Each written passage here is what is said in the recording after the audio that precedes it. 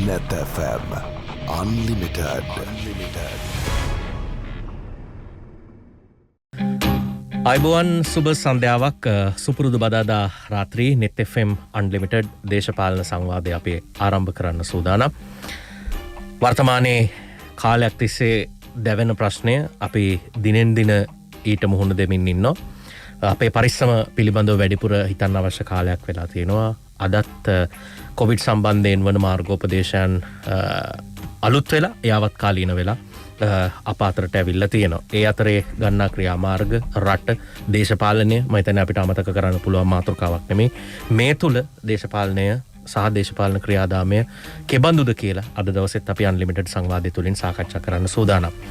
අපි ඒ වෙනුවෙන් ආරාධනා කරා සමගි ජනබලවේගයේ උපසභාපති ඒත් එක්කම මෙහෙයුම් ප්‍රධානී පාර්ලිමේන්තු මන්ත්‍රී හරින් ප්‍රනාන්දු මැතිතුමන්ට. අයිබෝන් මන්ත්‍රීතුමා. අයිබෝන්. මම හිතන්නේ ලෝකයේම එකම ප්‍රශ්නයකට මුහුණ දීලා ඉන්නවා. හැමෝම සාමාන්‍ය බලාපොරොත්තු වෙච්ච දේවල් ඒවා ප්‍රතිපත්ති වෙන්න පුළුවන්, ක්‍රියාමාර්ග වෙන්න පුළුවන්. ඒවා පැත්තකට තියලා අලුත් අභියෝගයකට මුහුණ දෙමින් ඉන්නවා. මම හිතන්නේ අපිටත් ඒ අභියෝගේ ටිකක් බරපතලකම දැනෙන්න පටන් ගත්ත වෙලාවක්. විපක්ෂයේ විදියට මේ වෙලාවේ වෙනුවෙන් මොනවද කරන්න පුළුවන් හරින් මන්ත්‍රීතුමා? නෑ, මම හිතනවා ඇත්තටම මේ වෙලාවේදී අපි රටක් හැටියට දේශපාලනය කරනවාද එහෙම නැතුව මේ රටේ සහ මේ ලෝකෙටම මුහුණ දීලා තියෙන ව්‍යසනයට අපිත් මේ ආණ්ඩු කරන උදවියට සහ රටේ සුබසිද්ධිය, රටේ ජනතාව සඳහා සුබසිද්ධිය සඳහා එකතු වෙලා කටයුතු කරන එක තමයි මම හිතනවා මේ වෙලාවේදී වෙන්න ඕනේ දේ. මම දැක්ක විපක්ෂ නායකතුමත් විටින් විට විපක්ෂයක් හැටියට විපක්ෂය කරන්නට ඕනේ අඩුපාඩු පෙන්වා දීම සහ මෙවැනි අවස්ථාවකදී අපිත් අපේ දායකත්වය මේ සම්බන්ධයෙන් එකතු වෙන්නට ඕනේ. නැත්නම් අපි දකින්නේ මේ මොහොතේ වෙනකොට මම කියලා අන්තිම රනිල් වික්‍රමසිංහ මහත්මයාත් ගිහලා පෙරේදා ජනාධිපතිවරයා මුණ ගැහිලා සියලු පක්ෂ පාට ભેදකින් තොර සියලු දෙනා එකතු වෙලා මේ රටේ සමස්ත සමාජයට බෙදිලා වෙන් වෙලා ගහගන්න නැතුව මේ මොහොතේදී මම හිතනවා අපි මේ ව්‍යසනෙන් ගොඩ එන්න විදියක් හොයාගන්න ඕනේ. අපේ දරුවෝ ඉස්කෝලේ අරගන්න පුළුවන් ක්‍රමයක් හැදෙන්නට ඕනේ. ඉස්පිරිතාලවල තියෙන අඩුපාඩු ටික සකස් වෙන්නට ඕනේ. ඒ නිසා මේ වගේ ගොඩක් දේවල් මොකද අපි තාම දන්නේ නැහැ මේ වෛරසය කොච්චර දුරට තව කොච්චර අවුද කියලා ලංකාව තුළ තියෙයිද කියන එක. ඒ වගේම අපි ඉන්ජෙක්ෂන් එන්නත් කරනවා. නමුත් මේ එන්නත් කරණයෙන් පස්සේ නැවත තව බූස්ටර් ගහන්න වෙයිද? ඒවට අපි ගාව මුදල් තියෙනවද? ඒව කොහොමද ඒවට ස්ටෝර් කරගන්නේ? කොහොමද මේ සියලු කටයුතු සම්බන්ධයෙන් අවධානය යොමු වෙනවා නම් සියලු පක්ෂ එකතු වෙලා සියලු දෙනාගේ එක දක්ෂතාවල් තියෙනවා. විපක්ෂයේ ඉන්න කට්ටියගේ සමහර මේ සම්බන්ධයෙන් දැනුම තියෙනවා. ඒ වගේම ලංකාවේ දේශපාලනඥයන් පමණක් නෙමෙයි විද්වතුන් රාශියක් ගෙන්නගෙන මේ මොහොතේ ඉතාම ඉක්මනින් මම හිතනවා Tamanට හිතවත් කියන කට්ටිය නෙමෙයි. නමුත් මේ වැඩේට හොඳයි කියලා හිතන කට්ටිය හොයාගෙන මේක දේශපාලනයෙන් බැහැර වෙලා කටයුතු කරන්න විපක්ෂය උදව් කරන්න ඕන. ඔව්. අර දැන් ඔබතුමත් කිව්වා වගේ දැන් හිතපු නැති වෙලාවක මම හිතන්නේ රටේ ලක්ෂ සංඛ්‍යාත ජනගහනයක් වෙනුවෙන් එන්නත් කරන්න සිද්ධ වෙනවා. එන්නත් මාත්‍රා දෙකක් දෙන්න සිද්ධ වෙනවා. ඔව්, තව අවුරුද්දක් විතර කාලයක් ගිහිල්ලා මේකේ ප්‍රතිශක්තිකරණය කොච්චරද කියලා ඔබ කිව්වා වගේ බූස්ටර් ඩෝස් එකක් ගහන්න වෙයිද කියලා හිතමින් ඉන්නවා. එහෙම නොතින් ඒකටත් ආයි මුදල් වැය කරන්න වෙනවා. රට ආර්ථික වශයෙන් තරම් ශක්තිමත් තැනක නෙවෙයි කාලයක් තිස්සේ තිබුණේ. මේ වගේ වෙලාවක මොකක්ද අපිට කරන්න පුළුවන්? අපි කියන්නේ ඇතැම් සංවිධාන කියනවා අපි රට ලොක්ඩවුන් එකකට යමු කියලා, සෞඛ්‍ය අංශත් කියනවා. ඇතැම් තැන් වලින් කතා වෙනවා මේක ලොක්ඩවුන් එකකට ගිහලා ආර්ථිකමය ප්‍රශ්නේ කොහොමද අපි ආවරණය කරගන්නේ කියලා. දැන් අර අවශ්‍යතා ටික දැන ඔබතුමාලත් හිතන විකල්පේ රට වැහිීමද?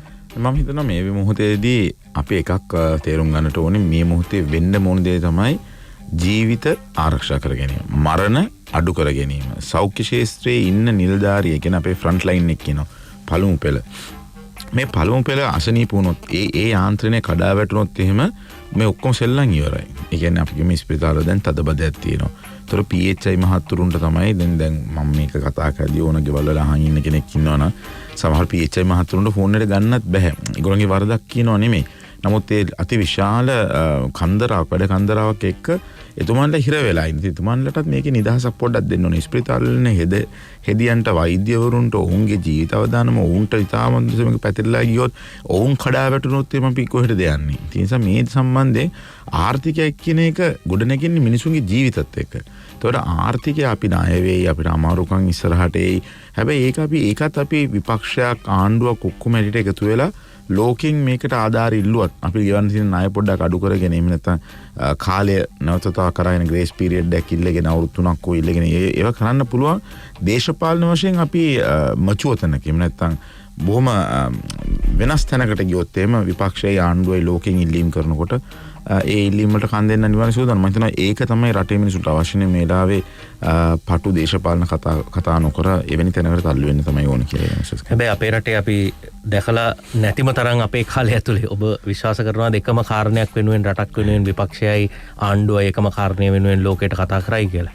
අන්න ඒක තමයි අපිට වැරදිලා තියෙන තැන. අවුරුදු 70ක් තිස්සේ මම හිතනවා දැන් ඉන්නේ අලුත් දේශපාලන තැනක. මම හිතනවා මේ විදිහට දේශපාලන කිරීම තුළ මිනිසුන්ගෙන් අපි අපිරියාවට එහෙම නැත්නම් ප්‍රතික්ෂේප ප්‍රයන්වය බවට පත් වෙලා තියෙන්නේ මේ හේතු වලට. ඒ නිසා මම හිතනවා අපේ දැන්වත් තරුණ පරපුරවත් මේකට අලුත් විදිහට හිතන්න පුළුවන් නම් මම හිතනවා මේ රටේ උද්ඝෝෂණ වෙන්න ඕනේ, ප්‍රශ්න එන්න ඕනේ, එළියට එන්න ඕනේ. මේ රටේ ආණ්ඩුවටයි විපක්ෂයටයි කියන්න උඹලගේ දේශපාලන නවත්තලා ඉස්සලාම අපිට රට තියලා තියපන් කියලා. මොකද මේ රටේ මිනිසුන්ට ඇෆ්ගනිස්තාන් වගේ පැනලා යන්න විදියක් නැහැ.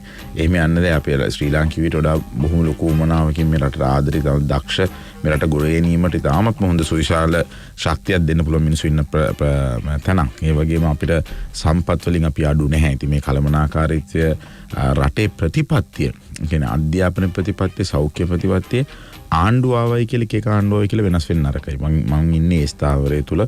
ඉතින් මේක හොඳම අවස්ථාව. උතුමන් කිව්වාගේ මේක වෙයිද නැද්ද කියන එක තල්ලු කරන්න ඕනේ මිනිස්සු.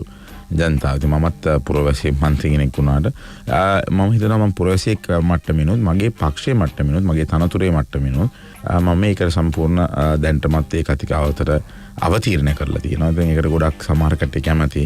නවතර ලොක්කෝ කියන જાතිය තමයි ඉතින් බලන්නේ ඒක ආණ්ඩුව එක්ක ඒගොල්ලන් තනියෙන් කරන්නේ. එහෙම නැත්නම් විපක්ෂය බලනවා අපි ආණ්ඩු කරනවා. හිතනවා මම නම් දකින්න තව අවුරුදු 10ක් එක ප්‍රතිපත්තිය රට ගොඩ දාලා හිටියොත් එතකොට අපිට රටේ දේශපාලන ගන්න පුළුවන් වෙයි.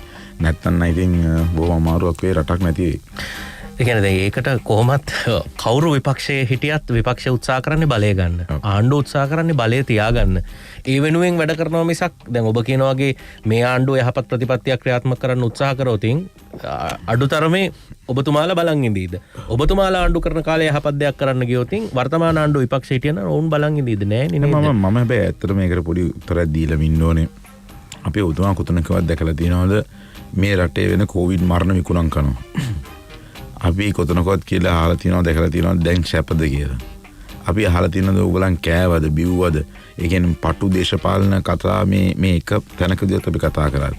ඒක ඇත්තටම ඔබතුමා සහ තක්සේරු කන්නුනේ අහන් ඉන්න ජනතාව ඒ ආණ්ඩුව අද හිටියනම් කොච්චර මේක කරේ තියාගෙන දේශපාලනය කරයිද කියන එක. දැන් මිනිස්සු අහනවා විපක්ෂයේ පනමදිද කියලා. පනමදිකම තමයි නෙමෙයි. උගත් සහ බුද්ධිමත් සහ මේ ප්‍රශ්නේට අපි කිව්ව විසඳුම් මුල ඉඳන් කිව්වා, ජනවාරි ඉඳන් කිව්වා, වහන්න කිව්වා, ඒකට හේතු කිව්වා, ඉන්ජෙක්ෂන් අරන් තියාගමු කියලා කිව්වා. ඒතකොට සමහර ඇමතිවරු හැවෝ ඉන්ජෙක්ෂන් ඇමරිකාට හොඳයි අපිට ඕනේ නැහැ කියලා පැණි හැදුවා. ඉතින් ඒවා උස්සන් ගියා, ගංගාවල් වලට මුට්ටි දැම්මා.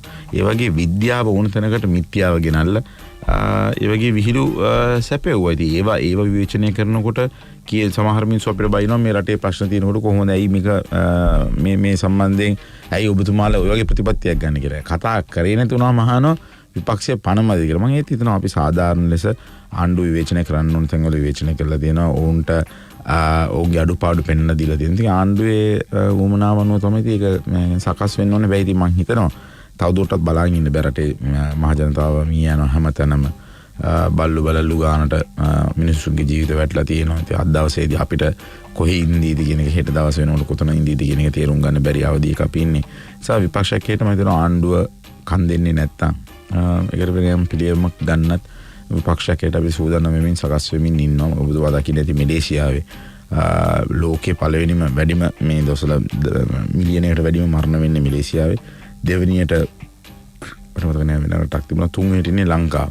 මැලේසියාවේ අගමැතිතුමා සහ එතුමාගේ මුළු ආණ්ඩුවම ඉල්ලාස් වෙනවා පාලනය කරන්න බැරි වීම සම්බන්ධයෙන්. අපි කොතනකවත් මේ ආණ්ඩුවට ඉල්ලාස් වෙන්න හරි මේ කියලා කියන්නේ ගිහිල්ලා නැහැ. නැත්නම් අපි කියන්නේ අපි එකතු වෙමු. එකතු වෙලා මේකට වැඩක් කරමු. එහෙම නැතුව අර මේ මම හිතන ඊයේ පෙරේදා ඇමති මණ්ඩල මාරුව දැක්කම ඉතින් ඒකෙන්ම මේකේ විහිළුව පේනවා. මට බය බැරි ඇවිල්ලා මේ ස්පිරිතාලවල මම හිතනවා ඇඳවල වෙනුවට දේවාල වගේ ඒවා හදයි දන්නේ නැහැ මොකද දෙයියන්ගෙන් බේර ගන්න ඕනේ කියලා. මම දෙයියෝ ඉන්න ඕනේ. අපි මේ වෙලාවේ දෙවියන්ට යදින්න ඕනේ. අපිට පුළුවන් හැම ආගමකම විදිහින් අපි ඒ ආරක්ෂාව ගන්න ඕනේ. හැබැයි ඇමතිවරයෙක් කියනවා නැහැ. අපි ඉන්ජෙක්ෂන් ගහුවා දැන් දෙයියන්ටම බාරයි කියලා. ඒක හරි බොළඳ ප්‍රකාශයක්.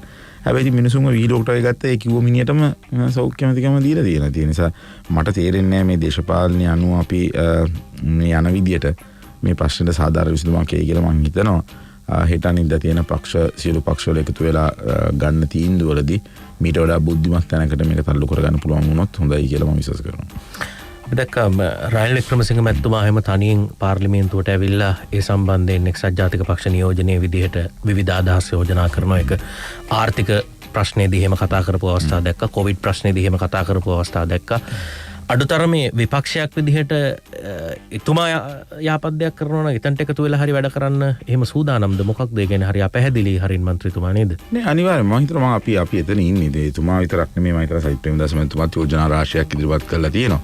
ඒ වගේම එතුමා ආර්ථිකයේ මොඩලය කොහොමද ගොඩගන්නේ කියන එකටත් අලුතෙන් වැඩ පිළිවෙලක් ඒ වගේම සම්පූර්ණ මේකෙන් ගොඩේන සැලැස්මක් හදලා තියෙනවා. ඉතින් ඒ සම්බන්ධයෙන් අපි විපක්ෂයකට එකට කතා කරන්න පටන් ගෙන තියෙනවා. මං හිතන්නේ අපි විපක්ෂයක් විතර නෙමෙයි මේක අපි විපක්ෂය කියලා බෙදෙන්නවත් ආණ්ඩුව කියලා බෙදෙන්නවත් මේ හොඳ දේවල් ටික කතා කරලා මේකේ ඉන්න නායකයෝ ගිහිල්ලා අපි පක්ෂත් දෙනුවත් කරනවා අපේ නායකයා එතනට යනවා ඊට පස්සේ මේ රටට අවශ්‍ය දේ මහජන නියුතිය ලබා දිය යුතුයි. දැන් අපිට ගමේ මිනිස්සු කියන දේවල් නෙමෙයි පාර්ලිමේන්තුවට ගිහිල්ලා රට වෙනුවෙන් කරන්න ඕනේ. ඒකනේ දේශපාලනීය മന്ത്രിවරුගේ මහජන නියෝජිතයෙක් වෙන්නේ එතනයි. ඒ නිසා මහජන නියෝජනයේදී එතන මිනිස්සු විඳින ප්‍රශ්න වලට පක්ෂපාත ભેදයකින් තොරව එකතු වෙලා විසඳන එක තමයි කරන්න ඕනේ. මම හිතනවා ඒක මේ ඉදිරි දැන්ටත් පරක්කු වැඩි. හැබැයි දැන් හරි වෙනවා නම් ඒක ලොකු දෙයක් කියන එකයි කියන්නේ. මොකද ආණ්ඩුවේකට කවදාවත් කන් දුන්නේ නැහැ. දැන් හරි ඒ ගැන අවධානය යොමු කරලා තිබීම ගැන සතුටු වෙනවා. ඔව්. ඒ කියන්නේ ඔබතුමාට දැකන්නේ මෑත කාලේ දේශපාලන තරුණයෙක් විදිහට ඔබට ඉදිරි පෙළ සටන් කරන්න ඉඩ හම්බ වුණා. ඒක ඔබ එක්සත් ජාතික පක්ෂයේ විදිහට ඉන්න කොටත් එහෙමයි, සමගි ජන බලවේගයේ විදිහට ඉන්න කොටත් එහෙමයි, යහපාලන ආණ්ඩුව කරද්දිත් එහෙමයි, ඌව පළාතට ගිහිල්ලා ඡන්දෙ ඉල්ලන්න පළවෙනි වෙඩිමුරේ තියන්න පටන් ගන්න කොටත් එහෙමයි. අඩු වයසකදී ඉදිරි පෙළ සටන් කරන්න ඔබට අවස්ථාව හම්බ වුණා. හැබැයි ඔබ ඉක්මනට ලබාගත්තු මේ දේශපාලන පරිණතභාවයත් එක්ක ඉස්සරට වඩා නිකන් වෙනස් කතාවක් කියනවා වගේ අපිට දැනෙනවා. අපි මෙහෙමයි හිතන්න ඕන, ටික කාලයක් අපි මේක කරලා බලන්න ඕන, ඔබ නොකිය කියන වචනේ අපිට ජාතික ප්‍රතිපත්තියක් අවශ්‍යයි, ඒ වගේ දේවල්. හැබැයි ඒවා සමහරවිට අදහස් විතරයි. හරි ඔබතුමාට උවමනා වුණොත් ඔබට කරගන්න බෑනේ. මම දැක්කා පසුගිය දවසකත් ඔබ කියලා තිබුණා ඔබ Google බැලුන් එක යවන්න උත්සාහ කරද්දි ආණ්ඩුව ඇතුළෙම සිද්ධ වුණේ මොකක්ද කියලා. ඉතින් ඇත්තනේ ඕකනේ තත්ත්වය. يعني ලකුණ වැටෙන්නේ කොහෙටද? ඒ ලකුණ ආරක්ෂා කරගන්න හදනවා මිසක් රටට අවශ්‍ය වැඩේ කෙරෙන්නෙම නැහනේ. ඇත්තට උත්තර නෑ ඒකට. ඇත්තටම මොකද මම මගෙන් හැවුවොත් ඇයි එහෙම වෙන්නේ කියන එක මම හිතනවා අපි දේශපාලනේ අපේ ක්‍රමයේ වරදක් තියෙනවා. අපි දකින්න විදිය අද මේක හරි අමාරු දෙයක්. මම ඔතුමා කිව්වා වගේ මගේ විදිය වෙනස් වෙලා තියෙනවා. මම හිතන විදිය වෙනස් වෙලා තියෙනවා.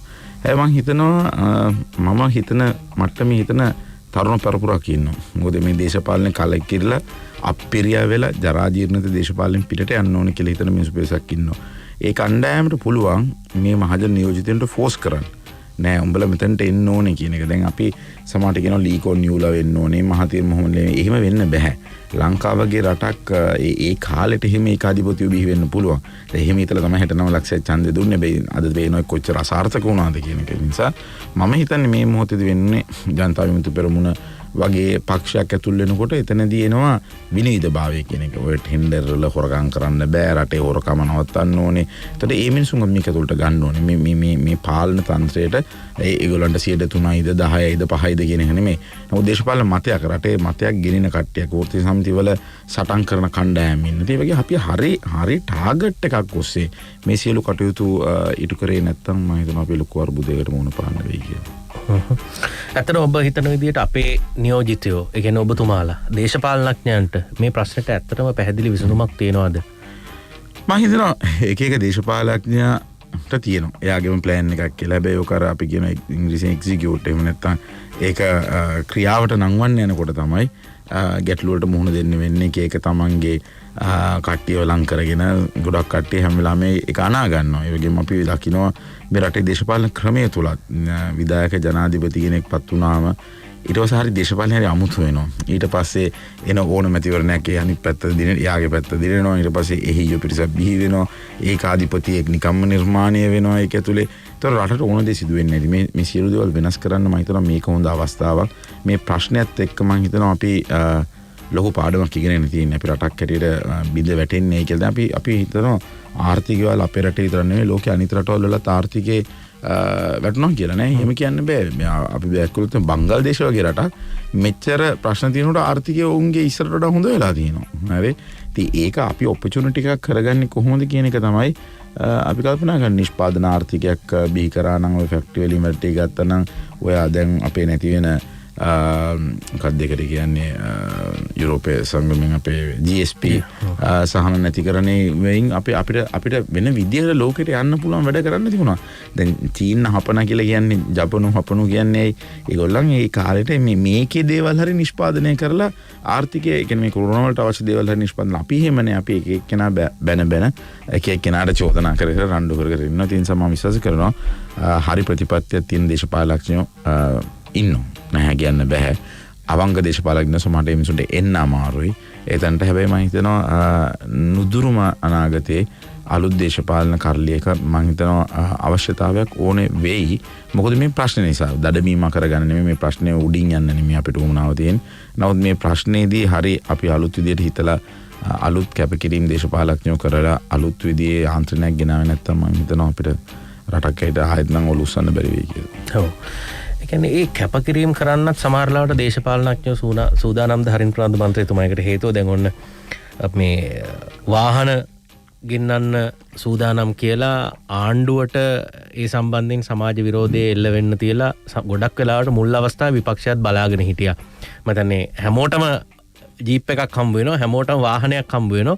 ඒ වෙනුවෙන් කවුරුත් විපක්ෂයේ ඒ තරම් හඬ නගලා මුල් අවස්ථාවේ විශේෂයෙන් ඔබතුමාලා කණ්ඩායම් බැලුවත් එහෙම කතා කරේ නෑ. ඒ කියන්නේ කැප කරනවට වඩා දෙන දේ අරගෙන අවශ්‍ය වෙලාවේ බැට් කරන්න බලාගෙන නේද ඉන්නේ. ඇත්තටම ප්‍රශ්න කීපයක් තියෙනවා. වාහන ආපුවල මම ප්‍රතිපත්තිම තීන්දුවක් ගත්තා මම ගන්නෙ නැහැ කියලා. දැන් මම දැන් කියලා දන්නේ දැන් වාහනේ ඉන්නේ නැහනේ. මං හිතුවේ හරි ඕක නිකන් මං සමාජ ජාලවල මම ඕක කිව්වා නම් මම පොරක් වෙන්න කිව්වයි කියලා අපේ ඇතුලේ ඉන්න ඔය වාහනේ බලාපොරොත්තු වෙන කට්ටිය අප්සෙට් වෙන්න බැරිත් නැහැ. ඒ නිසා මම හිතුවා නැහැ ප්‍රතිපත්තිම වශයෙන් මම දවසක ඒක ලබා ගන්නේ නැහැ. ඇත්තට පාර්ලිමේන්තුවේ ඉන්නවා සමහර මන්ත්‍රීවරු ඇමතිවරු එහෙම අරගත්ත නැති කරු ජයසූරිය එහෙම හිටපු දේශපාලන ජීවිතේ පර්මිට් එකක් කරන්නේ.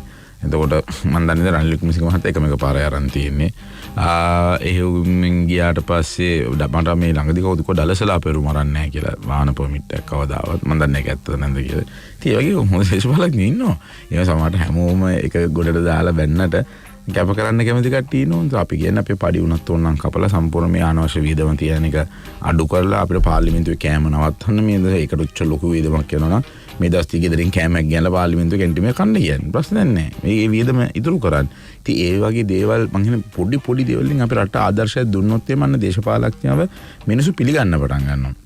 ඉතින් ඒ වැනි දේවල් කරන්න අපි ඉදිරිපත් වෙන්න ඕනේ කියන එකයි මගේ හැඟීම. ඉතින් මම දන්නේ මම අලුත් විදිහට මේ හිතන්නේ කියලා මම හිතනවා මටම දේශපාලන ගැන අපිරියාවක් කලකිරීමක් තියෙනවා. ඉතින් ඒක තමයි අතම කතාව.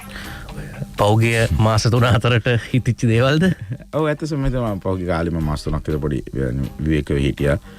මට අසනීපයක් වුණා. අසනීප වෙලච්චලා මම ගොඩක්ම කල්පනා කරේ එකම එක දෙයයි. සාමාන්‍ය මිනිහෙක්ට මේ වගේ දෙයක් වුණාම කොච්චර දුක් විඳින්න ඕනද කියන එක. විශේෂයෙන්ම සෞඛ්‍ය ශාස්ත්‍රය ගත්තොත් එම් බයිපාස් එකක් කරගන්න ලයිස්තුවර මිනිහෙක් වඩනවා වග්ගඩුව බද්ද කරන ලයිස්තුවරම අවුරුදු 1.5 ඉන්න ඕනේ. බදුල්ල වගේ ප්‍රදේශවල තාම එන්ජෝග්‍රෑම් එකක් කරන්න බෑ. ඒ කියන්නේ පපුවේ වැල් කියා බ්ලොක්ද කියන එක.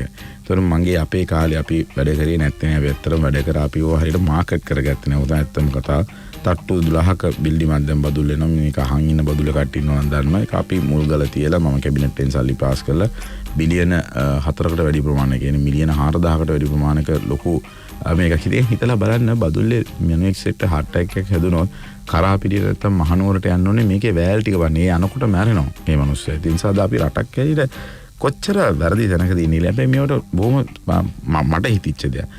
දැන් ඔබතුමාලාගේ ආයතන ඔබතුමාට ඉන්ෂුරන්ස් එකක් ඇති. හරි. මම හිතනවා අනිවාර්යයෙන් කරන්න පුළුවන්. රජයල් වලට කරන්න පුළුවන් දේවල්. ඕනම සේවකයෙක් ලංකාවේ ශ්‍රම බල කායයටම අනිවාර්යයෙන්ම මං කියන්නේ මුළු ශ්‍රම බලකායම ඉන්ෂුව කරන්න ඕන. හරි. ඒක කරන්න පුළුවන්. දැන් අපි පෞද්ගලික අංශේ වුණත් ඔබතුමාගේ ගන්න. මොකද ලෝකේ දියුණු රටවල ඕනම කෙනෙක්ට ඒතර ඒ කාඩ් එකකින් තමන්ගේ අවුද වාහනයක් ඉන්ෂුව කරනවා වගේ තමන්ගේ ජීවිතේ හදිසි අවස්ථාවකදී ඉන්ෂුව කරන ඒක කරන්න පුළුවන්. දැන් ඇයි එහෙම අපි හිතලා නැත්තේ කියලා. ඒ වගේ පුංචි දේවල් මං හිතුවා ඇත්තටම පොගේ කාලය තුල. මොකද මරණ කියන්නේ ගෙදර ගෘහමූලිකයා ගෙදර හම්බ කරන්නේ තාත්තා නැති වුණොත් ඒ පවුලට සාමාන්‍යයෙන් මොනතරම් ලොකු අරබුදයකට මුහුණ පාන්නද පොඩි ළමයි. අපි දන්න පවුල් කොච්චරද, ඥාති පවුල් කොච්චරද අපේ එහෙම වෙච්ච. ඒ නිසා අපි තාම රටක් හැටියව හිතලා නැහැ. අපේ අධ්‍යාපන ක්‍රමය තාම කොච්චර පරණයිද, අපි ඉගෙන ගන්න විදිය කොච්චර පස්සට ගිහිල්ලාද. අද මෙවැනි දේ අපේ කාලේදී ආයෙත් පාරක් අර ටැබ් එක දීලා එහෙම තිබුණා නම් එහෙම අද මේ ළමයින්ගේ ලොකු වෙනසක් කරන්න තිබුණා අපිට මේ ඉගෙනීමේ ක්‍රමය. ඒත් අද වෙනකොටත් මම තාම හිතන්නේ අපේ ටීවී channel නාලිකාවකින් හරි මේ ළමයින්ගේ හැම විශේෂ ශාස්ත්‍රෙම කරන්න පුළුවන් ක්‍රමවේදයක් හදන්න තිබුණා. ඒ වගේ පොඩි දේවල් කිසි දෙයක් කෙරෙලා නැති. මම හිතන්නේ සමහරට මේ යෝජනා කරන්න හරි අපිට තැනක් තියෙන්න ඕනේ. මම ඔබතුමාට කියලා වැඩක් නැහැ. ඒක අපි කිව්වා පක්ෂ ඔක්කොම සර්වපාක්කව ගෙනල්ලා මේ ආණ්ඩුවට කියලා. මොකද අපිට මිනිසුන්ගේ ජීවිතවලට යම්කිසි වෙනසක් ඇත්තටම මේ මොහොතේදී කරන්නම ඕන වෙලා තියෙනවා. මම හිතන්නේ පහුගිය කාලේ වැඩිපුර හිතන්න ඕකට ඉඩ දුන්නේ මේ අර පාස්කු සම්බන්ධයෙන් කරපු ප්‍රකාශයමද ඔය තත්ත්වය හිතන්න ඉඩ දුන්නේ. ඇත්තටම මම හිතනවා ඒක වෙන්න ඕනේ. මම අප්‍රේල් 22 වෙනිදා පාස්කුවට අවුරුදු දෙකක් යම් පිළිබඳව විශාල අනාවරණයක් කරා. ඒ අනාවරණය කිරීම තුළදී තමයි ওই ප්‍රශ්නේ ඊගාවට දවස් දෙකක් ඇතුළතදී මම ආරංචි ආව මෙන්න මෙහෙම එනවා ගන්න කියලා. චෙක්අප් එක වුණාමකුත් තිබුණා. මොකද මගේ පියා මව සියලු දෙනාම දියඩිය කාලේ පොඩි වයසින් ඉඳන්. ඒ නිසා මම බය වෙලා හිටියා. මමත් මාස 3න් 3ට කොහොමද චෙක්අප් කර හිටියේ. මම බැලුවා මේක නියම අවස්ථාවක් ගාලා ඉන්න ඉස්සෙල්ලට කරනවා ඉස්පිතාලේ මම කිසිම දෙයකින් හීනකින්වත් හිතුවේ නෑ මට එච්චර ලොකු ප්‍රශ්නයක් ඇති වෙලා තියෙනවා කියලා. ඉතින් ඉස්පිතාලේ හිටියා උසාවියෙන් වැඩේ වෙනකන් කියලා ඒකේව චෙක්අප් කර ඉන්නකොට තමයි හවුනේ වැල් 4.99 බ්ලොක් කියලා. ඒක මාරම බේරිල්ලක් බේරුනේ. ඉතින් මම හිතුවා එවනත් ඇත්තටම අවුරුදු 42 විතර යන්න වගේ තිබිලා තියෙන ටිකට් එක. ඉතින් මම කියන්නේ ඇත්තටම මම දෙවි විශ්වාස කරනවා. ඉතින් කවුරු හරි මාව බේරගත්ත ඒ අවස්ථාවේදී ඒ වගේම ගෝඨාභය රාජපක්ෂ මහත්තයාට ස්තුතිවන්ත වෙනවා කොහොම මාව ඉස්පිරිතාලේ යන්න පාර සැලැස්සුවට ඒ වෙලාවේ ඒකෙන් මම හිතුවා යම්කි සාධාරණයක් වුණා. උසාවියනුත් සාධාරණයක් වුණා මට. දැන් බලමු මොකක්ද කියලා. ඒ වගේ මේ පාස්කු ප්‍රශ්න සම්බන්ධයෙන් විශාල කතාවක් නිර්මාණය වෙමින් පවතිනවා.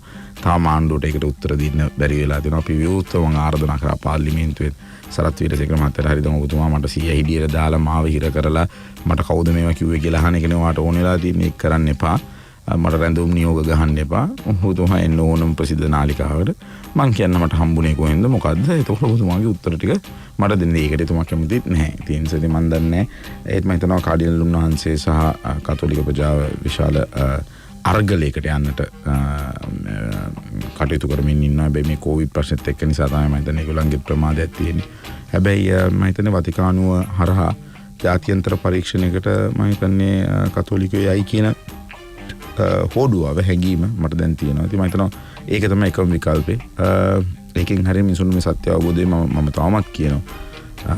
යම්කිසි බලය ගන්න එහෙම වුණාද නැද්ද කියන එක මම දන්නේ නැහැ. හැබැයි බලයක් ගන්න යම් කිසි කෙනෙක් ඒ වගේ වැරදි පාරක ගිහිල්ලා තියෙනවා නම් ඉතින් කාට කෙනෙක්ට වාසියක් වුණානේ. වාසිය වුණා අපිට නෙමෙයිනේ මේ පාස්කු ප්‍රහාරේ. ඒතර ඒක කරේ තියාගෙන ගියපු කට්ටියක් කිරියනේ මාසෙන් අල්ලනවා කියපු කට්ටියක් කිරියනේ. ඒ නිසා මම හිතනවා ඒගොල්ලන්ට මේ අද මේ කඩා වැටීමත් ඒ බොරු කිරීමේ එක හේතුවක් නිසා දෝ කියන එක මම පළවෙනි දවසේ ඉඳන්ම කිව්වා. මං කිව්වා අර මේ කුමන්ත්‍රණ කරලා ආණ්ඩු ගන්න මිනිස්සු එහෙමම නැති වෙලා යනවා කියන කතාවක් තියෙනවා. මට ඇත්ත වශයෙන්ම දැන් ඒක මගේ ඔළුවට හිතෙනවා ඒ දේ වෙමින් පවතිනවා කියලා. ස්වභාව ධර්මයෙන් බැලුවා මේ ආර්ථික මට්ටමින් බැලුවොත් එක්ක කිසිම වැඩක් කරගෙන එනකොට කඩාවැටෙනවා. කරගෙන එනකොට කඩාවැටෙනවා. ඒ කලකිරීම රටක දේශපාලනය කරන ගමන් මම බොහොම සතුටුයි ඇත්ත මේ ආණ්ඩුවේ නැති එක. හැබැයි මේ වෙලාවේ මට හිතෙනවා මොන කලකිරීමකින්ද ආණ්ඩු පක්ෂයේ මිනිස්සු ඇත්තේ කියන්නේ. මොකද කිසිම දෙයක් කරන දෙයක් හරියන්නේ නැති නිසා. දැන් මේ කියන වචන කරන ප්‍රකාශ හරින් ප්‍රනාන්දුව කතුර ළඟට තිබ්බා තමයි. නමුත් ඔබ කියන විදිහට ඒක රට ඇතුලේ සිද්ධ වෙච්චි කුමන්ත්‍රණයක ප්‍රතිඵලයක් කියලාද ඔබ කියන්නේ? මගේ මම කරුණු ගෙන හැර දක්වන්නේ ඒකේ එකින් එක දම්බැලක් වලි පුරුක් සම්බන්ධ වෙනවා. ඒතකොට මේ සම්බන්ධතාවත් එක්ක කෙනකොට බලනකොට කාට හරි මේ උමනාව තිබිලා තියෙනවා කියන එක පේන්න තියෙනවා. කවුරු හරි මේක ඒ වගේම ආණ්ඩුව ඇතුළෙත් අපේ ආණ්ඩුව ඇතුළෙත් මේක දැනගෙන ඒකට කටයුතු නොකරපු කට්ටියක් ඉඳලා තියෙනවා. එතකොට මේ සියලු දේත් එක්ක බලනකොට මාස 6කට ජනාධිපතිවරණ ඉස්සෙල්ලා මම කියන්නේ මේ ගෝඨාභය රාජපක්ෂ මහත්තයා ප්ලෑන් කරපුවක් කියලා. හැබැයි එයාට සහයෝගය දෙන කණ්ඩායමක් මේක සැලසුම් කරා වෙන්න බැරි නැහැ. ඒ නිසා අපි දැන් එහෙම නෙමෙයි නම් ඒකට අපි කියන කරුණුත් එක්ක ඒකලම් කරුණුත් එක්ක අපිට උත්තර දෙන්න ඕනේ. ඉතින් එහෙම නැත්තම් ඒ පරීක්ෂණය සාධාරණව ඕපන් කරන්න CID විතරක් නිලධාරි කීයක් මාරු කරලා තියෙනවා. දැන් මම මෙතනට එනකොට මගේ පිටිපස්සෙන් CID එනවා. මම පල්ලියට ගියොත් ඒ පල්ලි ස්වාමීන්ව ගිහලා කතා කරනවා. ඒකට උත්තර දෙන වගේ ෆෝන් ටැප් කරලා තියෙනවා. ඇයි ඉච්චර බය? අපි මොකක් හරි මෙතනදී වරදක් කරනවා තාණ්ඩුව පෙරලන්න කුමන්ත්‍රණයක් කරන්න එකක් නෙමෙයි. නමුත් අපේ අයිතියක් තියෙනවා. ඒ ප්‍රශ්නේදී මම හොඳටම ගුටි කාපු කෙනෙක් අර තාත්තගේ කතාවක් කියලා. මම අදටත් ඒ කියන්නේ ලැජ්ජ වෙන්නේ නැහැ. මොකද මම හිතනවා වචන හරබේදීලා ඒ කලබලේ හිටපු බදුල්ලෙන් ඉඳන් කඩාගෙන ඇවිල්ලා එකපාරට ප්‍රෙස් එකක් කරලා කියනකොට මට කියන්න ඕන දේ හරියට කියවෙන්නේ නැතුව ඇති. හැබැයි ඒක සාධාරණව මම අද සතුටු වෙනවා. ඒ කතාව තුළ තමයි මම කියන්නේ ගියේ ලෙඩෙන්දී ඉන්න තාත්තා මම කොහොමද පොලිසිය දන්නේ නැත්තේ කියන එක. අද ඔප්පු වෙලා තියෙනවා පොලිසිය දැනන් හිටියා. ඊට පස්සේ මේ පරීක්ෂණ උනේ කොමිෂන් දැම්මේ ඔක්කොම උනේ මම ගුටි කාලා මං නැති වුණත් එතනින් තමයි ආරම්භ වුණේ. ඒ නිසාම තමයි මම බදුල්ලෙන් අතල්ලා බදුල්ල මං කවදාවත් දාලා නැහැ. බදුල්ලට මගේ පුදුමාකාර ගෞරවයක් සහ ආදරයක් සහ මගේ ජීවිතේ මම අවසන් කරන්න ඉන්නේ බදුල්ලේ. හොඳයි මං කියලා තියෙනවා මං කවදාවත් වත්තලවත් මාව තියන්න එපා කියලා. ඒකට හේතුව බදුල්ල තමයි මාව දේශපාලඥයෙක් කියලා හැදුවේ. ඒ මං අභියෝගයක් ගන්නයි ගම්පාට එන්නේ. ලක්ෂ 17ක් ඡන්ද දෙනවා. බදුල්ල තියෙන ලක්ෂ 6,23,000යි. සයිත් ප්‍රේමදාස මහත්තයා ලක්ෂ 3ක් තියෙන හම්බන්තොට දාලා කොළඹ ලක්ෂ 16ක් තියෙන තැනට එනවා. අපි දෙන්න ඇවිල්ලා ඉන්නේ ලක්ෂ 33ක් 34ක් තියෙන තැනකට ලක්ෂ 9ක් තියෙන ඡන්ද ප්‍රමාණයට වඩා. ඉතින් මම හිතනවා අපිට ආකර්ෂණය කරන්න, කතා කරන්න, ඒ වගේම අභියෝග කරන්න, සැලසුම් කරන්න අපි දෙන්නම මම හිතනවා හොඳයි කියලා. අපේ දේශපාලන කරපු ක්‍රමයක් තියෙනවා. බදුල්ලේම මගේ කැම්පේන් එකම නියමට මම කරා. ඉතින් මම ලංකාවේ ලොකුම දිස්ත්‍රික්කයට ඇවිල්ලා තියෙනවා. දැන් ගම්පහ දිස්ත්‍රික්කයට අමාරුම දිස්ත්‍රික්කය. කතෝලික වැඩිම ඉන්න තැනක්. ඔවුන්ට සාධාරණයට කරන්නත් ඕනේ කියන මගේ හැඟීම නිසා මම හිතුවා මගේ උපන් ගමටම වත්තලට ඇවිල්ලා ඒ කටයුත්ත කරන්න. ඉතින් මම වත්තල තමයි වැඩ බාරගත්තේ නේ. 30 වෙනිදා බාරගන්න හිටියේ. දැන් කොවිඩ් ප්‍රශ්න නිසා තව පොඩ්ඩක් දාන්න කියලා හිතුවා. දැන් මම විශ්වාස කරනවා උනාට දේශපාලන වශයෙන් අපි කොහොම හරි මේකට සාධාරණයක් ඉෂ්ට කරනවා. මම ඒ අභියෝගේ අනිවාර්යෙන් මම තව එකපාරක් දේශපාලනය කරන්නට උවමනාවක් තියෙනවා. ඊට පස්සේ කරන්නවද නැද්ද කියන තාම තීරණය කළා නැහැ. මේ එකපාරක් තව ඡන්දයකට මුහුණ දෙන්නේ. ඊට පස්සේ ඒ ඡන්දෙ මුහුණ දීම තුළ මගේ බලාපොරොත්තුව මොකද අපි ජාත්‍යන්තර පරීක්ෂණයක් ගෙනාවත් ලංකාවෙන් සහයෝගය දෙන්න ඕනේ. නැත්නම් මිනිසුන්ගේ පරීක්ෂණය කරන්න බෑ. අපි කොච්චර වතිකානුවේ නෙමෙයි, ඉන්ටර්පෝල් නෙමෙයි, ස්කොට්ලන්ඩ් යාඩ් කවුරු ගෙනවත් වැඩක් වෙන්නේ නැහැ. ඒ නිසා මම මේ ආණ්ඩුව තුළ විශ්වාසයෙන්ම කියනවා මේකට ඕන සාධාරණ අනිවාර්යෙන් සත්‍ය මට ඕනේ මේක ඇත්ත. කවුද මේක පිටිපස්සේ හිටපු මහමොලකාරයා කියන එක හොයාගන්න විතරයි මට තියෙන කරුණුත් එක්ක අපි දැක්ක විදිහට අපි පාර්ලිමේන්තුවේ කිව්වා. මේකේ බලල්ලතක් තියෙනවා කියන එක පැහැදිලිව පේන්න තියෙනවා. ඔව්. දැන් මේ අපි කෙටි විරාමයක් ලබා ගන්න සූදානම් ප්‍රවෘත්ති විරාමය. ඊට පස්සේ අපි හරින් ප්‍රනාන්දු මන්ත්‍රීතුමාගෙන් අහමු පාර්ලිමේන්තුවේ තොරතුරුත් තියාගෙන තමන්ගේ ආගමත් ඉස්සරහට තියාගෙන බය නැතුව මෙහෙම ප්‍රකාශයක් කරේ රට දන්නේ නැති අනාවරණය නොවුණු නමක් කෙනෙක් ගැන තමන් දන්න නිසාද එහෙම කරේ කියලා අපි විරාමයෙන් පස්සේ දැනගමු. බලමු අපිටවත් කියයිද කියලා. අපි ප්‍රවෘත්ති විරාමය ලබාගෙන ඉතා ඉක්මනින් ආයි හමු වෙනවා. හරින් ප්‍රනාන්දු මන්ත්‍රීතුමත් එක්ක අන්ලිමිටඩ් සංවාදයේ ඉන්නේ. Net FM Unlimited.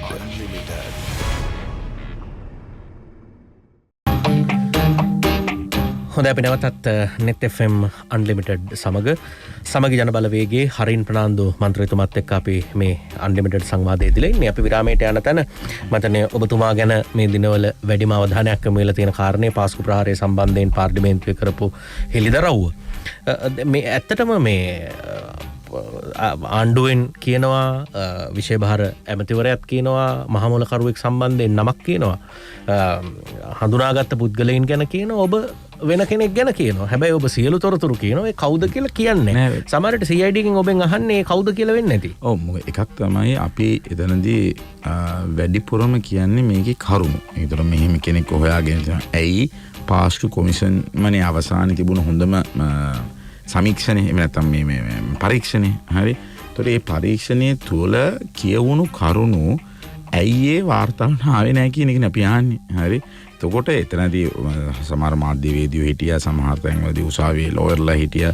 ඒ නිසා අපි දන්නවා මොනවද කතා වුනේ කියන්නේ. අපිට තොරතුරු එන්නදී මහා ඔක අමුතුවෙන් හොයාගන්න ඕනේ. අපි කතා කරපු හැම කරුණකම තිබුණේ පාස්කු කොමිසමට පොලිසියේ ඉහළ නිලධාරීන් විසින් ලබා දීපු කට උත්තර. එතකොට ඇයි ඒවා දැන් යට ගිහිල්ලා තියෙන්නේ? ඒ වලින් අපිට උත්තර අහනකොට ඔය කියන මහමුලකාරයා නෙමෙයිනේ සම්බන්ධ කියන එක පැහැදිලිව පේන්න තියෙනවා. ඉතින් ඒ කරුණත් එක්ක මේක මහා දැන් මේක කාඩිනල් උන්වහන්සේලා කලබල වෙලා තියෙන්නේ. ඒගොල්ලන් ඒ කතාවෙන් පස්සේ තේරුම් ගියා මේක වෙන තැනක තියෙන්නේ කියන එක. මේ කවුරුරි හංගන්න වහන්න උත්සාහයක ඉන්නවා කියන එක. ඒ නිසා නිකන් මේ කඩෙන් බඩු ගන්නලා දානවා වගේ මහමුලකාරයා මෙයා අහවලා කියලා නෞෆලි කවුද කියලා මිනිස්සෙක්ගේ නමක් කිව්වා. ඉතින් අපි ඒක කොහොමද මහමුලකාරයා වෙන්නේ? හරි හේතුව මොකද්ද? මිනිහා මහමුලකාරයා කියන්නේ සම්බන්ධ වෙච්ච එන රාමෝ පෙන්නන්න. මෙන්න මෙතනට ගියා, මෙහෙම ගත්තා, මෙහෙම ගත්තා, ISIS ට සම්බන්ධුනේ මෙහෙමයි කියලා ඔක්කොම කියන්නේ. එහෙම එකක් නැහැ මිනිහාගේ. හරි. එතකොට අපි පෙන්නවා ISIS එකත් කවුද ගනුදෙනු කරලා තියෙන්නේ කියලා. කොහොමද ඒ ගනුදෙනුව ගිහිල්ලා තියෙන්නේ කියලා. ඉතින් ඒ ඔක්කොම පාර්ලිමේන්තුවේ පැහැදිලිව කිව්වා. ඉතින් මට තිබුණු ප්‍රශ්නේ ඇවිල්ලා මට තොරතුරු දීපු මිනිහව පාවා දෙන්න නම් පොලිසිය උත්සාහය කළේ ඒ මිනිහව මොන හරි වුණොත් ඒ මිනිහගේ ජීවිතේට. එතකොට මොකද්ද වක් කියන්නේ? ඒතර ඒකද මේ උත්සාහය. ඊට වඩා මම කියන්නේ හරි ආණ්ඩුවට දැන් සරත් විලසේකර කියවනේ බෑ, යාට එන්න බෑ. යා CID වන්නම් කියලා. මං කියන්නේ හරි CID හරි එවන්න. හැබැයි රජයේ නිලධාරීතේ මම කතා කරන්නේ විවෘතව. මාව කාමරයක දාලා වහලා මං ඒගොල්ලන්ට කියන්න ඕනේ. ඒගොල්ලන් දැන් එහෙම එහෙම විවාදයට එන්න කැමති කියනවා නම් තොර අපි මේ කරුණ ටික පෙන්නලා අහන්න. ඒ කරුණ වලට පදනම් වෙච්ච ඒවා අපි කියන්න. ඇයි එතකොට ඔබතුමාලා පරීක්ෂණය මොකද්ද කියන එක සම්බුද්ධියංශයට බාධාවක් නොවන විදියට එහෙම නැත්නම් ඉන්ටෙලිජන්ස් එකට බාධාවක් නොවන විදියට උත්තර දෙන්න පුළුවන් ආණ්ඩුවකට උවමනා නැහැ. හැබැයි දැන් මට පේන විදියට ඒක අමතක කරලා දාලා ඒක අත හොදලා ඒකේ අර කොටස් දෙකක් තියෙනවා. මේකේ පාස්කු ප්‍රහාරයේ පැහැර හැරීම සහ සැලසුම් කිරීම කියන්නේ දෙකක්. ඒතකොට පැහැර හැරපු මිනිස්සු ගැන පාස්කු කොමිෂන් වාතාවේ ඒක ආණ්ඩුවට මේක කළා. ආණ්ඩුවත් පැරදිලා ජනාධිපතිතුමා ඇතුළු ඉහළ නිලධාරීන් කීප දෙනෙක් මේකට සම්බන්ධ වෙලා තියෙන පැහැර හැරීම. සැලසුම් කිරීම. දුරේකකෝ අපි එනේ සැලසුම් කරපු කෙනා කවුද? මොකද මේ අන්තවාදයට දාලා අත හොදන්න උත්සාහ කරාට අපි ගාව තියෙන තොරතුරු අනුව මේක කොන්ට්‍රැක්ට් එකක් වුණා වගේ දෙයක් තමයි තියෙන්නේ. මොකද එහෙම අන්තවාදයේ එකක් තිබුණා නම් ඒ කියන්නේ සටනක් තිබුණා නම් තාම මේක දිගින් දිගට යන්න ඕන අන්තවාදී සටනක් වෙන්න ඕනේ. එහෙම මූවමන්ට් එකක් මේක ඇතුලේ තිබුණේ නැහැ. මේගොල්ලන් ISIS එකට සම්බන්ධලා හිටපු ඒ මතධාරීන් කණ්ඩායම පාවිච්චි කරලා වැඩේ කරව ගත්තා. ඊට පස්සේ මුස්ලිම් අන්තවාදයේ පිටින් දාලා අතෝදන් උත්සාහ කරගන්න එක තමයි ගියේ කියන එක තමයි අපිට පේන්නේ තියෙන්නේ.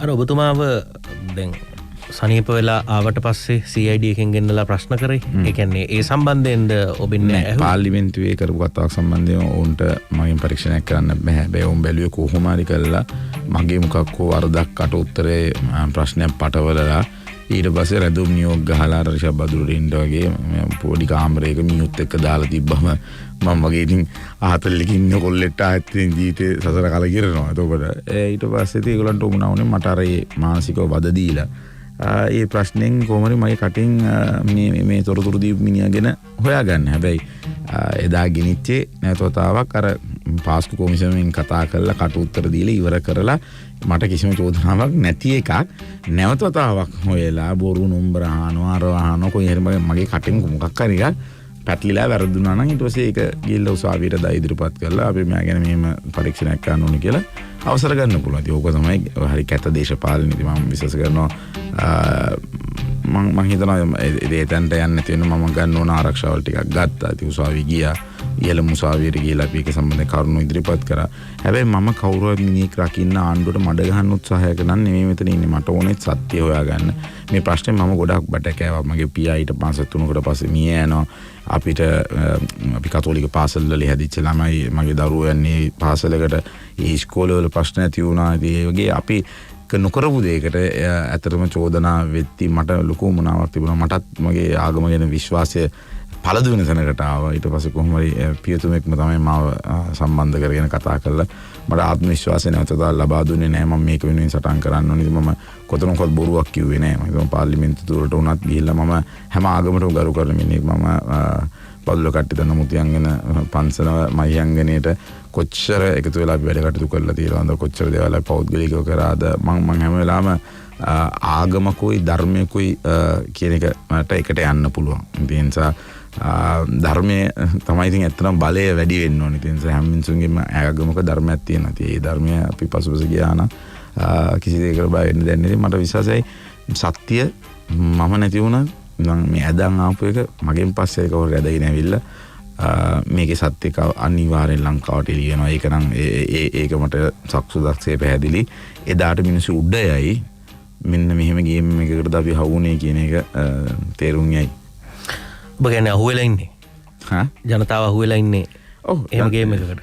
ජනතාව හවුනානේ. ඒ වෙලාව ඇත්තටම බාන්නේ ඒකේ දිගහැරේ බැලුවොත් අප්‍රේල් 21 බෝම්බ යනවා. අප්‍රේල් 27 වෙනිදා ජනාධිපතිතුමාව දැන් බත්මන් ජනාධිපතිතුමාව ගේනවා රූපවාහිනී නාලිකාවක්.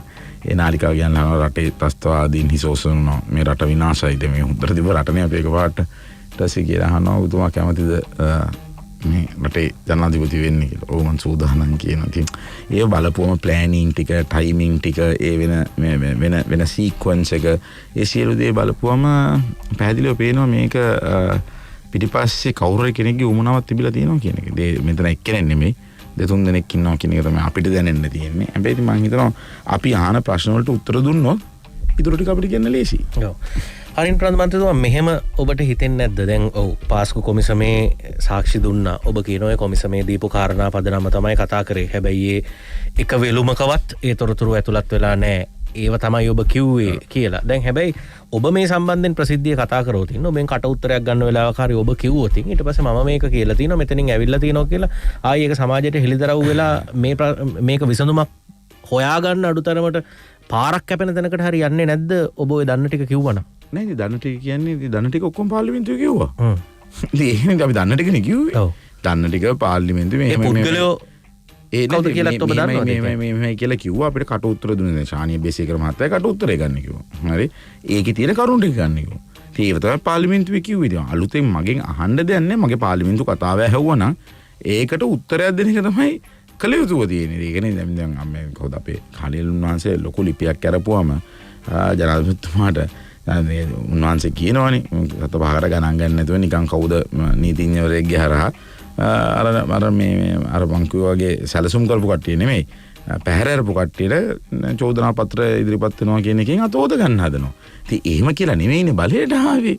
හරි දැන් මේ පැහැරීම එකක් සැලසුම් කරව වෙනයි කියන්නේ. දැන් අපි ඒකනේ පාර්ලිමේන්තු කතාවේදී පැහැදිලිව පෙන්වුවේ ඒකයි මම කියන්නේ ප්‍රසිද්ධ විවාදයට එන්නම් කිව්වේ. හරි බය නැතුවනේ. දැන් මම පාර්ලිමේන්තු කරපු කතාවක් නිසා දැන් ඒක හැන්සාඩ් වෙලා. මට දැන් ඒක එළියට ඇවිල්ලා කියන්න පුළුවන්. නඩු දාන්න බෑ. පාර්ලිමේන්තුවේ තියෙන කතාවන්නේ මම දැන් ඒ වෙලාවට කියන්නේ. ඉතින් ඒගොල්ලන් දන්නවා. නෛතික තත්ත්වය දන්නවා. ඒගොල්ලන් කැමති නෑ එතනට එන්න. හරි. මොකද ඒකට ඒගොල්ලන්ට උත්තර දෙන්න බැඳෙනවා ඒගොල්ලන්. හරි. ඒ නිසා මම හිතනවා අපේ දැන් මේ මොහොතේ මම පොඩ්ඩක් මේක ගැන වැඩි කල්ප කරන්නේ අපි ඊට වඩා ලොකු ප්‍රශ්නයක මේ රටේ ඉන්නේ. ජීවත් වීම පිළිබඳව විශාල දරුණු අර්බුදයක ඉන්නේ. ආර්ථික වශයෙන්, දරුවන්ගේ අනාගත වශයෙන් අපේ හෙට දවසේ ගැන විශ්වාසයක් නැත්තන කියන්නේ. ඒ නිසා මේක අමතක කළා නෙමෙයි. හැබැයි මේක අත හොදන්න ඉඩ දෙන්නත් බෑ අපිට. හැබැයි ඊට වඩා මම මේ මොහොතේදී මම විශ්වාස කරන්නේ අපි රටක් කැරේට මේ ප්‍රශ්නෙන් අපේ ජනතාව බේරගන්න එකට තමයි අපි ඉදිරිපත් වෙන්න ඕනේ. මොකද කතාව යන්නේ ලංකාවේ මරණ 20000 දක්වා යන්න ඉඩ තියෙනවා කියන එක තමයි කියන්නේ. ඉතින් අපේ කවුරු නැති වේද කියන එක හිතා ගන්න බෑ හෙට දවසේ. ඒ නිසා අපි කොහොම හරි මේ රටේ ඒකට සීල් කරලා ඒක ආරක්ෂා කරගන්න බලන්න. නවසීලන්තය මොන වගේ රටක්ද කියලා එක මිනිස්සෙක්ව හම්බුනම මුළු රටම ප්‍රාන්තය නෙමෙයි, පළාත නෙමෙයි, රටම ලොක්ඩවුන් කරනවා. දෙසැම්බර් මාසෙ ඉඳන් වෙනකන් කිසිම පිටරට මිනිහෙට ඇතුල් වෙන්න බෑ. ඔය මං කිව්ව මරණ වෙච්ච පර්සන්ටේජ් වලින් ලංකාව 3නේ. එක මැලේසියාව දෙවෙනි රට මතක නැහැ. 3 පස්වෙනි රට තමයි රුසියාව. දැන් රුසියාවෙන් තාම සංචාරකයෝ ලංකාවට ගිහිනවා. හරි. તો මොකද්ද මේ කරන්න හදන්නේ? ඒතර අපිට ආර්ථික වශයෙන් හරි හෝටල් වල ප්‍රශ්න තියෙනවා. හෝටල් වල වැඩ කරන සේවකයන්ගේ පඩි වල ප්‍රශ්න තියෙනවා. ඒක ඇත්ත. නමුත් මිනිස්සු මැරෙන්න පටන් ගත්තොත් සෞඛ්‍ය ශාස්ත්‍රයට කරන්න තියෙන වියදම වැඩි වෙන්න ගියොත් අපි ඊට වඩා ලොකු මූල්‍ය අර්බුදයකට යනවා. මිනිස්සු මැරෙන්න පටන් ගත්තාම, ඉස්පිරිතාල පිරෙන්න පටන් ගත්තාම ආර්ථිකය ඊට වඩා වෙනස් වූ විදියකින් කඩා වැටෙනවා. ඉතින් සමහර මිනිස්සු කියනවා අපි නවසීලන්තේ නෙමෙයි, අපි ලංකාව අපිට මේලා එනකොට මම හිතනවා මිනිහගේ ජීවිතය ආරක්ෂා කිරීම ඊට වඩා නම්බර් 1 ප්‍රයොරිටි වෙනවා. අඩු කරන්න. පාර්ලිමේන්තු වලට යන වියදම් ඔක්කොම කපා හරින්න. මේ ඔක්කොම වෙලදා කපා හරලා පඩි ගන්නවා නම් වාහන තියෙන දෙනවා නම් ඔය හැමෝම දෙන්න පුළුවන් ඔය දේශපාලකයන් මේ වෙලාවේ ඇත්තටම මම කියන්නේ ඔනරබල් කියලානේ කියන්නේ. ගරු කියලානේ කියන්නේ ගරු සේවයන්නේ ගරු සේවයට පඩි දීලා පහසුකම් දෙන්න ඕනේ නෑ ඇත්තටම. ගරු නම් පඩි නෑ. ගරු නම් පඩි නෑ. ඔන්ඩබල් වෙන්නේ කොහොමද අපි? මම ඒකම හැම වෙලාවම කියනවා මට ඔන්ඩබල් කියන එකත් වැරදි. හරි. මිස්ටර් කියන එක තමයි හොඳ. හරි. අපේ concept එකම වැරදි. මොකද දැන් අපි බලන්නේ ඉංග්‍රීසියෙන් අපි කියන්නේ public finance. හරි. ඒතකොට හැබැයි අපි කියන්නේ රාජ්‍ය මුදල් කියලා. හැබැයි මොකක්ද ඒක වෙන්න ඕනේ? public finance කියන්නේ මහජන මුදල්. හරියට බැලුවොත් එහෙම අපේ වචන උච්චාරණයම public කිව්වට ඉංග්‍රීසියෙන් තිබුණාට සිංහලට එද්දී ඒක රාජ්‍ය වෙනවා. හරි. public service කිව්වට අපි කියනද මහජන සේවය කියලා. නෑ රාජ්‍ය සේවය. public service කියන. ඒතකොට මේ එතනින්ම අපේ concept එකේ වැරදි එකමක් තියෙනවා. මිනිහසු වෙනුවෙන් මේ දේශපාලනයේ ඉන්නවා කියන තැනට ඇවිල්ලා නැහැ. මම ලොකු විශ්වාසයක් තියෙනවා අලුත් සංකල්පයක් අලුත් සංස්කෘතියක් මේ සම්බන්ධයෙන් ගේන්න ඕනේ. මම හිතනවා ඒකට පක්ෂ විපක්ෂ වේදකින් තොරව අඩුම ගානේ තරුණ මන්ත්‍රීවරුන්ට දැන් අපි දැන් තරුණනේ දැන් 40 පැනනවා. ඒකෝට අඩුම ගානේ 30යි 45යි අතර ඉන්න කණ්ඩායමත් එකතු වෙලා මේ වෙනසට අලුත් පාරක් හැදුවොත් මිසක් නැත්නම් රටේ දේශපාලනයට කුරහල් වෙලා අපේ ලංකාවේ දේශපාලනය ඔක්කොම ජනාධිපති නම් ප්‍රධානම කැබිනට් එකේ ඉන්න කට්ටියකින් 100ට මම හිතනවා 75කට වැඩිය අවුරුදු 70යි 80යි අතර ඉන්න කට්ටිය. ඒකෝට මම විශ්වාස කරනවා දේශපාලනයේ අපි නියෝග දෙන්නේ දේශපාලඥ නියෝග දෙන්නේ එයාට ෆුල් ෆිට් එකේ ඉන්න වයසක නෙමෙයි. එයාට මේ වැඩ කරන මේ වගේ රටකට දැන් නව ශ්‍රීලන්තයේ අගමැතිලා අවුරුදු 48ක් විතර. එතන එයා කණ්ඩායම තරුණයි. ඒතකොට ගන්න දුවන ප්‍රමාණය වැඩි. හැබැයි මේ දේශපාලඥයන් කවදාවත් අපි අහලා නැහැ අවුරුදු 35 පාර්ලිමේන්තුවේ අවුරුදු 40 පාර්ලිමේන්තුවේ තාත්තා පුතා බැහැන බාප්පා ඔක්කොම පාර්ලිමේන්තුවේ එහෙම යුගයක් අහලා නැහැ. අවුරුදු 5ක් කරයි 10ක් කරයි ඒගොල්ලන්ගේ දේශපාලනයට ඒගොල්ලන් මාරු වෙලා යනවා. මමත් විශ්වාස කරනවා මම සම්බන්ධයෙන් දියුණු ප්‍රකාශයක් දවසක පාර්ලිමේන්තුවේ දෙන්න බලාපොරොත්තු වෙනවා.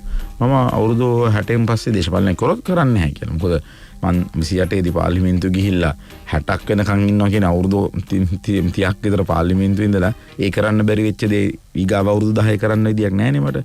දේශපාලනයට තියෙන උණු විශ්‍රාම යන වයසක්. එයා ජනාධිපතිව අගමැති වෙනවා නම් ඒකට පක්ෂයෙන් යාගේ නියෝජනය හැටියට එයා ඉදිරිපත් කරනවා නම් වෙනම දෙයක්. නමුත් රට දුවන කැබිනට් එක තුල මම හිතනවා තියන්න ඕනේ බොහොම ලොකු එනර්ජි එකක්. එහෙම වුණා තමයි මේකේ වෙනස්කමක් වෙන්නේ. මම හිතනවා අර පවිත්‍රණෝනාගේ කතාවත් ඇත්තටම හරි දුකයි. අර පොරොහිතේ රජතුමාගේ කතාව කල්පනා කරලා බලනකොට ඇත්තටම ඉතින් මේ එතනදී අමුතු කතාවක් කිව්වේ. ඉතින් රජතුමාට වැරදිනවා රජතුමා වැරදි ඉලක්ක වලට වෙඩි තියනවා. ඇත්තටම බැලුවොත් මම කියන්නේ මේ ආණ්ඩුවේ ඇමතිකම් වෙනස් කිරීම තුළ ආණ්ඩුව පිළිගන්නවා ආණ්ඩුව ෆේල් කියලා. ජනාධිපතිතුමාට අපි ෆේල් කියලා කිව්වා. ඒතර ඒ කිව්වම අපි කොහෙත් පාස් වෙන්න පුළුවන්. ඕ ලෙවල් ළමෙක් ෆේල් වෙනවා. දෙවෙනි පාර කරලා පාස් වෙනවා. ඒ නිසා අපි කිව්වා මේ දෙවෙනි අවුරුද්දේ මේක පාස් වෙන්න නම් කරන්න ඕන දේවලුත් කොහොම නිකම් විවේචනය කරේ නැහැ.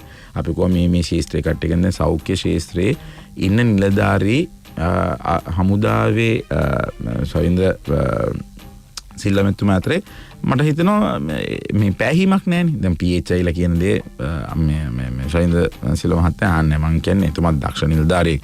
එතුමාට සහායතුම් හමුදාවේ සියලු දෙනාට මගේ ඉස්තරම්ම ගෞරවය ලබා දෙනවා. මොකද මේ එන්නත් කරන එකේදී. හැබැයි ඒගොල්ලන් කරන්නේ කවුරු හරි දෙන නියෝගයනේ. ඉතින් ඒක එතනට හරි නියෝග දෙන්න ඕනේ. එතන ඒ ප්‍රශ්න ශවින් සිල්වා මහත්තයා වරදක් නෙමෙයි. නමුත් ඒ කොමිටි වලට හරි කණ්ඩායම දාගත්තා නම් ජනාධිපතිතුමාට ඇත්තටම මේක පාස් වෙන්න තිබුණා. ඔය 20 සංශෝධනය කරන්න අරගෙන තියලා ඔය අප්‍රේල් මාසේ රට අරන් තියෙන වෙලාවේදී නූරෙලිය රේස් දාලා පෙන්නගෙන මිනිස්සු කිසිම මාස් නැතුව ඉන්නකොට ඉතින් තමයි මේ ආරම්භය වුණේ. ඉතින් තමයි ආණ්ඩුවට මේක පැහැර හරින්න බෑ. මරණ දැන් 6000ක් මුත් පැනලා තියෙන වෙලාවකදී ඒගොල්ලන්ගේ තීන්දුව නිසා තමයි මේ සිළු දේවල් වලට වැරදි තීන්දුව නිසා තමයි ඒක උනේ. එන්නත් වේලසනින් ගෙනල්ලා තිබ්බනම් අපි කියන කාලේ එන්නත් ගෙනාවනම් ඔය කිව්ව දවස් ටිකේ සජිත් ප්‍රේමදාස මහත්තයා කිව්වලා පෙන්නලා දීපු කාලේ අපට දැන් සරත් පොන්සේක මහත්තයා පාර්ලිමේන්තුවේ කියද්දී වාසුදේව නානායක්කාර මහත්තයා තාම කැත පහත් විදියට බැන්නා. හරි. හැබැයි ඒකේ වටිනාකම තේරුම් ගත්තේ නැහැ. ඉතින් අද මම හිතනවා ලෝකයේ අනිත් රටවල පොඩි ළමයින්ටත් ගහනවා. ඉතින් අපි එතනට එන්නත් ඕනේ. ළමයින්ගේ ඉස්කෝලේ අරින්න ඉස්සෙල්ලා ළමයින්ට මම හිතන්නේ දෙමව්පිය ඉස්කෝලේ අරී කියලා. ඒ නිසා අපි මාර අමාරු තැනක ඉන්නේ. තාම දැන් හිතනවා නම් හෙට මේක හරියයි කියලා එහෙම වෙන්නේ නැහැ. මම කියන්නේ නැවත වතාව.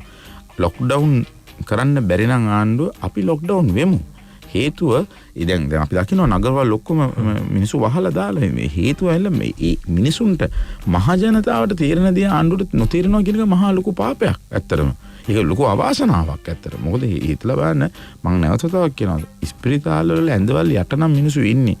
නර්ස්ලාට ඒ වැඩ කරන මිනිසුන්ට මේක හැදිලා ඒගොල්ලන් කඩා වැටුණොත් අපි කොහෙටද යන්නේ? කොයි ඉස්පිතාලේ ගිහලා වැඩක් තියෙදි ඊට පස්සේ දැන් මේ ඔක්සිජන් මන් දැක අද දාලා තියෙන පුත්තල මේ ડોක්ටර් කෙනෙක් Facebook එකේ එයා දාලා තියෙනවා ඔක්සිජන් ඉවරනවලු ඕවර්නයිට් එක රැකින් ඉවරනවලු. ඒක රීෆිල් කරලා එන්න තව දවස් සමහර කල් යනවා. ඒකට අර ලෙඩ්ඩු නැති වෙනවා. හරි. ඉතින් අපි එතනට ඒ වගේ මම කියපු ගන්නේ මේ ડોක්ටර් කෙනෙක් දාලා තිබුණේ Facebook එකේ එයාගේ සටහනේ එන්න එහෙම එකක් වෙනවා කියලා. ඒ නිසා අපි ඒ කියන්නේ කොතනද අපි වරද්දගෙන නේ තියෙන්නේ මෙතන අපේ ඒ කියන්නේ අපේ ස්ට්‍රැටජි ටීම් එක මේ කරුණු ගැන සම්පූර්ණව අවබෝධ කරගෙන නැහැ. දැන් මේ හරින් ප්‍රනාන්දු මන්ත්‍රීතුමාට වයස බැලුවොත් 40යි චුට්ටයි 41යි. හැබැයි 82 කියන්නේ ඔබ වගේ දෙගුණයකට වඩා වැඩි අය පාර්ලිමේන්තුවේ ඉන්නවා. එතකොට මේ ටික කාලෙට කලකිරිලා දින්නේ. දේශපාලනය ඇත්තටම කලකිරීමක් කියන්නේ රටේ වෙන සිදුවීම් එක බලද්දි කලකිරීමක් තියෙනවා. මම ලෝක කලකිරීමකුත් ආවා ඇත්තටම පෞගේ ජනාධිපතිවරණයේදී ඒ මැතිවරණයෙන් පස්සේ මට තේරුණා මිනිසුන්ගේ හැසිරීම. මොකද මම සාමාන්‍යයෙන් හිතනවා මේ රටේ මේ වරද කරන කණ්ඩායම් කීපයක් ඉන්නවා. දේශපාලඥය එකනේ. හරි. දෙක ඇවිල්ලා මේ රටේ ඉන්න වෘත්තීය සමිතිය. ඒ කියන්නේ ඒගොල්ලෝ දේශපාලනය කරනවා. ඒ කියන්නේ දේශපාලනඥයෝ විතරක් නෙමෙයි දේශපාලනය කරන්නේ. එතකොට මාධ්‍ය ආයතන. ඒගොල්ලන්ගේ එජෙන්ඩා එකක් තියෙනවා. ඒ එජෙන්ඩා එක තමයි ඒගොල්ලන් දේශපාලනය කරන්නේ.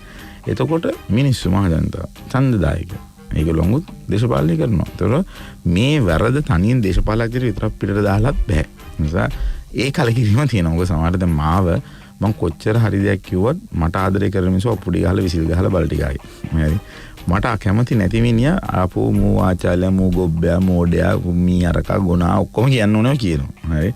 ඒක රටක් විදියට කවදාවත් අපි හැදිලා නැහැ. මේක يعني බොහොම බුද්ධිමත්ව මේ සංවාදයක් කරන පාර්ලිමේන්තු සංවාදයක් කරන්න පුළුවන්ද කියලා බලන්න. කතාවක් කරගෙන යනකොට පිටිපස්සෙන් කෑ ගහනවා පිස්සු බල්ලෝ වගේ බුරනවා. හරි. ඒක සමහරට බෝතලුත් විසි කරනවා. හරි. ඉතින් තාන්න පහත්. ඒතර පාර්ලිමේන්තුව තුල විපක්ෂයකින් හඬක් දෙනකොට මෙන්න මේ දේවල් කියලා ඒක අහලා උත්තර දෙන්න තියෙන්නේ මට ඉතින් සමහරට ඒ කලකිරීම ඇත්තටම තියෙනවා. නැතුව නෙමෙයි මට හිතෙනවා මේ ලංකා දේශපාලනය හදන්න බැහැ කියලා.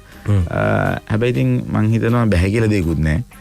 කොතනින් හරි පටන් ගන්න ඕනේ. ඉතින් මම මේ පහුගිය දවස් ටිකේ ඉන්ටර්විව් කීපයකට ගියා. ඉතින් මම මගේ මතය කියාගෙන යනවා. ඒකත් එක්ක එකතු වෙන පිරිසක් එකතු වෙන්න පටන් ගෙන තියෙනවා. හොඳ බුද්ධිමත් රට ගැන ආදරය කරන හොඳ දක්ෂ කණ්ඩායමක් කියන එක මම හිතනවා අපේ පාර්ලිමේන්තු කණ්ඩායම තුලත් මම ලොකු වෙනසක් දකිනවා. පොඩි උගත් බුද්ධිමත් භාවයක් මම දකිනවා. විශේෂයෙන් මම ඒක නැවතත් කියන්නේ මේ ප්‍රශ්නේදී අපි දේශපාලනය නොකරන හැටි යන මම දැක සමාන මිනිස්සු බැලලා දෙන අපි උද්ඝෝෂණ කරා කියලා. අපි උද්ඝෝෂණ කරේ බොහොම අපේ ඩිස්ටන්ස් තියලා ඒ සමහර අවශ්‍ය දේවල් වලට අවශ්‍යම කරුණ සමාජගත කරන්න ඕන නිසා ඒ උද්ඝෝෂණය නොකර බැරුණා. ආණ්ඩුවට ඕනද විකාරයක් කරපුවම මිනිස්සු එක දැනගන්න ඕන නිසා අපි මහපාරට බැහැපු තැන් තිබුණා. ඉතින් ඒ වෙලදී අපි ඊරෝසේව නැවතුපු ඒවත් මම තමයි ලංකාව වටේම දිනමු කියලා මෙහෙයුමක් කරගෙන ගියේ. ලංකා දිස්ත්‍රික්ක හැම එකකම අපි ගන්න දැන් 12ක් හෝ 14ක් කරලා අපි නැවතුවා. ඒකට හේතුව අපේ වගකීම නිසා මිනිසුන් එතනට අපි දාන්න නැති නිසා අපි උද්ඝෝෂණ කරද්දී අපි മന്ത്രിවරු හැටියට අපි කණ්ඩායම විතරක් ගියා. මිනිසු මහජනයාව අරගෙන අපි කොතනකවත් උද්ඝෝෂණයක් ලෑස්ති කරේ නැහැ. ඉතින් ඒ පළාත එකක් කරනවා නම් 20 දෙනෙක් 30 දෙනෙක් ගෙනල්ලා බොහොම සංකේතාත්මකව මේ රටට ඒ නිවුස් එක යවන්න ඕන නිසා ඒ කටයුතු විපක්ෂයක් කියලා කරා. ඒකත් කරේ නැත්තම් කියේ තවත් කතාවක්. මුන් බුද්ධි නෙමෙයි එනං මුන් වැඩක්ම නැහැ කියලා. ඒ නිසා මම හිතනවා ඒක දේශපාලන වශයෙන් අපි විවේචනය කරන කතාවක්. හැබැයි මම විශ්වාස කරනවා මේ රට වෙනස් කරන්න මම සජිත් ප්‍රේමදාසතුමාගේ ඉල්ලුම කරා. එතුමා ඒ ડોකියුමන්ට් එක හදලා තියෙන එක ලොන්ච් කරයි. එතුමා ඉදිරිපත් කරයි. එතුමාගේ විකල්ප යෝජනාව රට කොහොමද මෙතනට ගේන්න පුළුවන් කියන කරු ජයසූරිය මහත්තයා සියලුම පක්ෂ එකතු කරලා දැන් සර්වපාක්ෂිකව විපක්ෂ කණ්ඩායම එකතු කරගෙන වැඩසටහනක් කරනවා.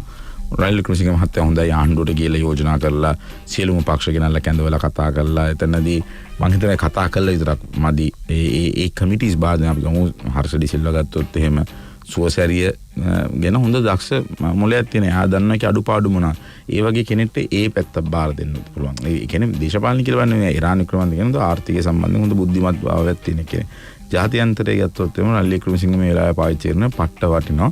මොකද මේ රනිල් වික්‍රමසිංහ මහත්තයාට පුළුවන් ලෝකෙත් එක්ක කතා කරලා අපි විපක්ෂයක් ආණ්ඩුවක් හැටියට එකතු වෙලා මේ ණය ප්‍රශ්න ගැන ඒ සාකච්ඡාවලට යන්න පුළුවන්. එතකොට සජිත් ප්‍රේමදාස මහත්තයාට බිම් මට්ටමේ මිනිසුන්ගේ නගා සිටුවීම. ඒ කියන්නේ මිනිසුන්ව කොහොමද නගා සිටුවන්නේ, කොහොමද ජීවත් කරවන්නේ, කොහොමද මේ වෙලාවේ ආර්ථික වැඩලා තියෙන මිනිසුන්ට මොන සහනද අපි දෙන්න ඕනේ.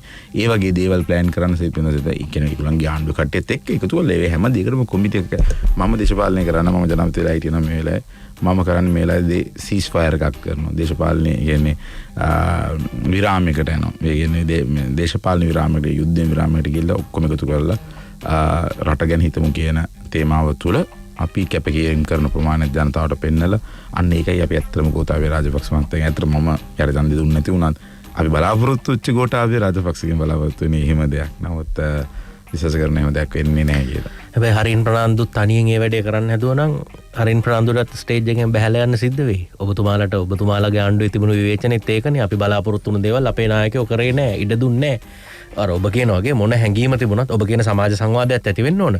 අර එක්සිකියුට් කරන්න යන තැන ඔබ කියපු විදිහටම එතන ඉඩ නැහැ. එතකොට ඔබතුමාලට බහැලා යන්න වෙන්නේ. ඇත්තටම ඒකම තමයි යහපාලන ආණ්ඩුනේ. යහපාලනය කියන ඇත්තටම ප්‍රොඩක්ට් එක ෆේල් නැහැ.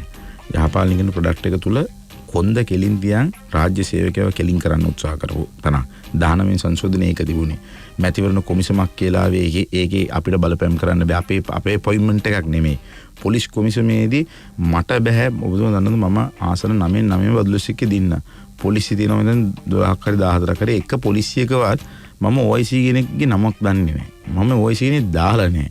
මම එහෙම කතා කරන්න ගිහලා අපි දේශපාලන අලුත් තැනකට ගෙනාවා. යහපාලන කියන concept එක හොඳයි. මේ පාර්ලි චම්පක මෙතුමාලම කරපු වැඩ කටයුතු තාම හොඳට කරගෙන ගියා. මේ රාජ්‍ය සේනාධිපති මහත්තයා තමයි ස්පිතාලට වැඩියම දැන් ආද වුණත් ඔය තියෙන ඇම්බියුලන්ස් ටිකයි ස්පිතාලේ තියෙන ඇම්බියුලන්ස් ඒ වගේම ICU බෙඩ් ටික ඒ ටික ඔක්කොම ආවේ රාජ්‍යලය කාලේ. ඒ වගේම ලොකු විශාල බිල්ඩින් ආපු එක. ඉතින් හැම පැත්තෙම බැලුවම අපි හොඳ දේවල් කරා. හැබැයි යහපාලන කියන ප්‍රොඩක්ට් එක බ්‍රෑන්ඩ් උනේ කාගෙන්ද? මෛත්‍රීපාල සිරිසේන සහ රනිල් වික්‍රමසිංහ. ඒ දෙන්නගේ විරසකයේ සහ යහපාලන කියන concept එක ඒගොල්ලන් clearly මිනිසුන්ට තේරුම් කරේ නෑ. ඉතින් මොකද අන්තිමට බලන්නේ ජනාධිපති කියන එකයි අගමැති කියන එක. අපි කියන එක නෙමෙයි.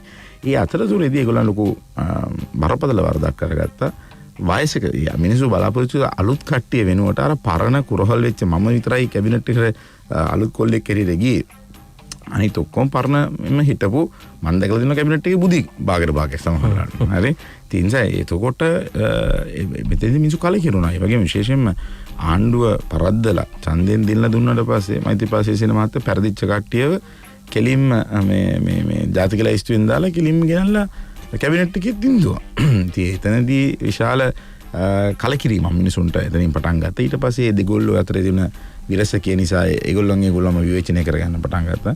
රනිල් වික්‍රමසිංහ මහත්තයා කරපු ලොකුම වරද තමයි අවශ්‍ය වෙලාවේ අවශ්‍ය තීන්දුව නොගැනීම සහ කල් මැරීම තුළ ඇත්තටම මේ ආණ්ඩුව පෙරදෙන තනිකරම මහ බැංකුව සහ පාස්කු ප්‍රහාරය සම්බන්ධයෙන් හරි මහ බැංකුවක වුණත් ඇත්තටම රනිල් වික්‍රමසිංහ මහත්තයාට ඊට වඩා හොඳ කමියුනිකේෂන් එකක් කරන්න තිබුණා. මොකද ඒකේ වෙච්ච ලොස් එකේ බිලියන ගාන ඒක ආණ්ඩුව මේ බොන්ඩ් එකක් එකට අත්සන් කරලා තිබුණේ. ඒ නිසා මේ මිනිහා හොරකම් කරත් ඒ මුදල රටට නැති වෙන්නේ නැහැ. ඒක අපිට කියා ගන්න බැරි වුණා.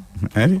එනනේ නායකගේ අඩුපාඩුවන්නේ ඒක. එතකොට ඒ වගේ ඉල්ලන් නාපු තැන් තියෙන වගේම එතුමත් මම දැක්ක මිනිස්සු බලාපොරොත්තු වෙන්නේ සුජීව සේරසිංහ, අජිත් පී පෙරේරා, හර්ෂ ඩිසිල්ලා, රාන් වික්‍රමරත්න ඒ වගේ කට්ටිය කැබිනට් වලට කියලා.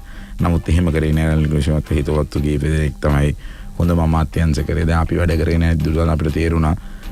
ඒ වගේ කට්ටිය එක්ක වැඩ ගන්න හරි අමාරුයි. මොකද ඒගොල්ලන් අර හරි යල්පැන ගිය අදහස් එක්ක ඉන්නේ.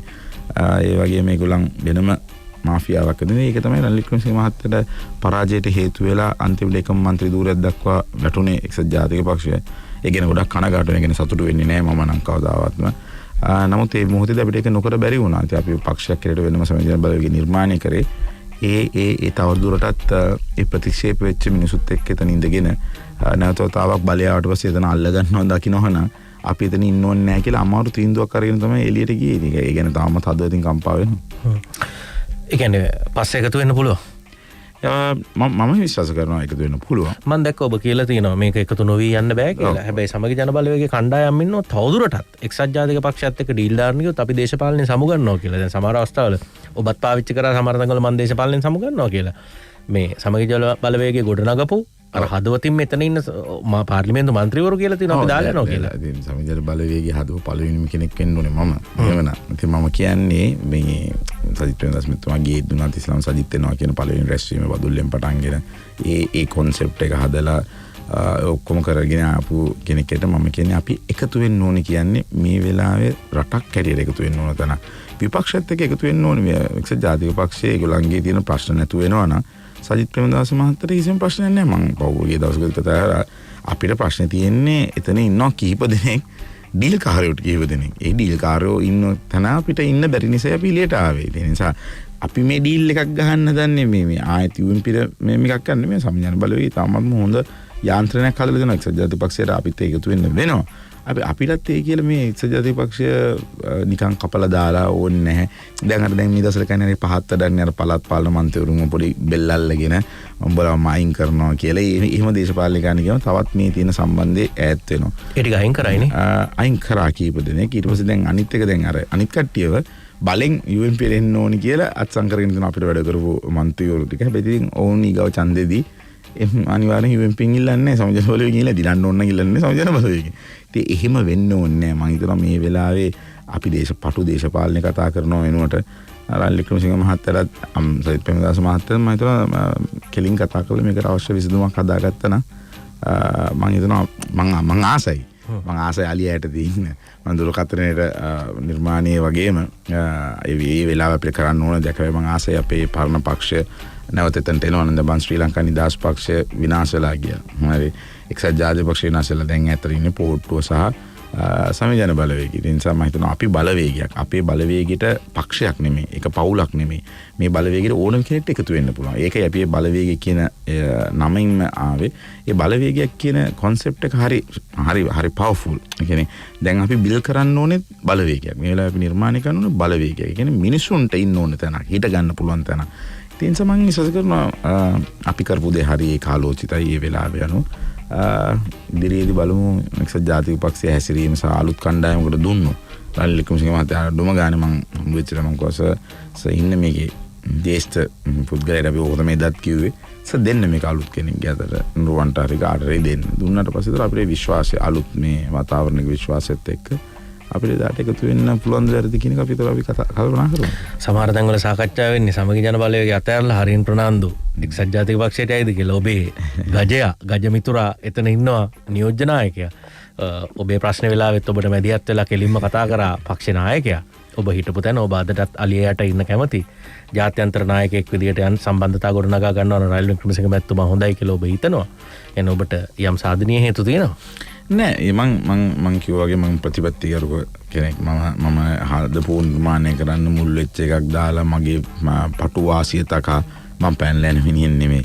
මගේ තන්තුරු මම හැමදාම අතාරපු කෙනෙක්. ඒ නිසා මං විශ්වාස කරන්නේ මට එහෙම ලොකු මොනවක් තියෙනවා කියලා මේ පක්ෂ කඩන්න නැවත තව විහිළුවක් වෙන්න. හැබැයි මම ආසයි මේ දෙක එකතු වෙනවා නම් දකින්න. එතනට අවශ්‍ය වෙන්න ඕන නිර්මාණය කරන්න ඕන පාර හදන්න මම ඕන කෙනෙක් එක්ක අභියෝගයට හිට ගන්න කැමතියි. අපේ පක්ෂ සමහර කට්ටියට උච්චතම තැනකට ගිහිල්ලා කෑ ගහම එහෙම වෙන්න ඕනේ නැහැ කියලා. නමුත් මම විශ්වාස කරනවා අපි බුද්ධිමත් වුණොත් බෙදිලා ගියොත් කොහොමද අවාසියක් තියෙන හැමෝටම මේ අවාසිය තියෙනවා. මම හිතනවා අපි මේ වෙලාවේදී වෙන්න ඕනේ අපි විතරන්නේ මේ සමස්ත විපක්ෂෙම එකතු වෙලා කටයුතු කරන්න ඕනේ ආණ්ඩුවත් එක්ක සහයෝගය දෙන්න මේ වෙලාවේදී කරලා මේ රටේ මේ ප්‍රශ්නෙන් ගලව ගන්න. ඒ මොහොත එනකොට කරුණ කියන්නේ ඉන්ඩිවිජුවල් කරුණුත් එක්ක එකතු වෙන්න පුළුවන් UMP එක්ක. දැන් අපි කියමුකෝ දැන් මගේ ප්‍රශ්නේ වෙච්ච වෙලාවේ UMP එක තැනක හිටගත්තා. මම වෙනුවෙන් හිටගත්තා. ඉතින් ඒ වගේ අපිටත් පුළුවන් UMP එක්ක හිට ගන්න උන්ගේ යම් කිසි කරුණු හොඳ කරුණු වලදී ඔබතුමා මුලින්ම මගෙන් ඇහුවා වගේ රනිල් වික්‍රමසිංහ මහතා යෝජනාවක් කරොත් හොඳ එකක්. ඔබතුමා එතන හිට ගන්නවද කියලා. මම හිතනවා සමාජයෙන් බලයේ කිසිම අවුරුද්දක් නැති වෙයි. එහෙම එතුමත් එක්ක හිට නොගන්නන්න. මොකද අපේ පරණ අපේ ගුරුතුමා ඒ ප්‍රශ්නේ නැහැ. ඒ වගේ අඩුපාඩු විදිහක් අපි අතහැරලා ගියා. හැබැයි ඒ ගැන කවදාවත් පාවා දීමක් කළා ඇතෙන්ට යන්නේ නැහැ. නමුත් මම ආසයි මේ දෙක එකතු වෙනවා. බලන්න ඇත්තටම මට තනතුරු වලට වඩා මට ඕනේ මේ කවුරු කෙනෙක් මෙහෙවන කෙනා වෙන්න. ඒ වෙනතම මට ඉලක්ක නැහැ නායකයා වෙන්න මෙතනට එන්න එහෙම කියලා නැහැ. මට ඒ කටයුත්ත කරවන්න පිටිපස්සේ විදිහට ඉන්න පුළුවන් නම් මං කියන්නේ අහනවා වෙනවන්න පුළුවන් නම් ඒ ඇතිවට. දැන් මේ ලක්ෂ 6ක් ඡන්ද තියෙන තැන ඉඳලා 3 ගුණයක් ඡන්ද වැඩි ගම්පහට ආවේ මොකක් හරි දේශපාලන කප් එකක් බලාපොරොත්තු වෙන්න?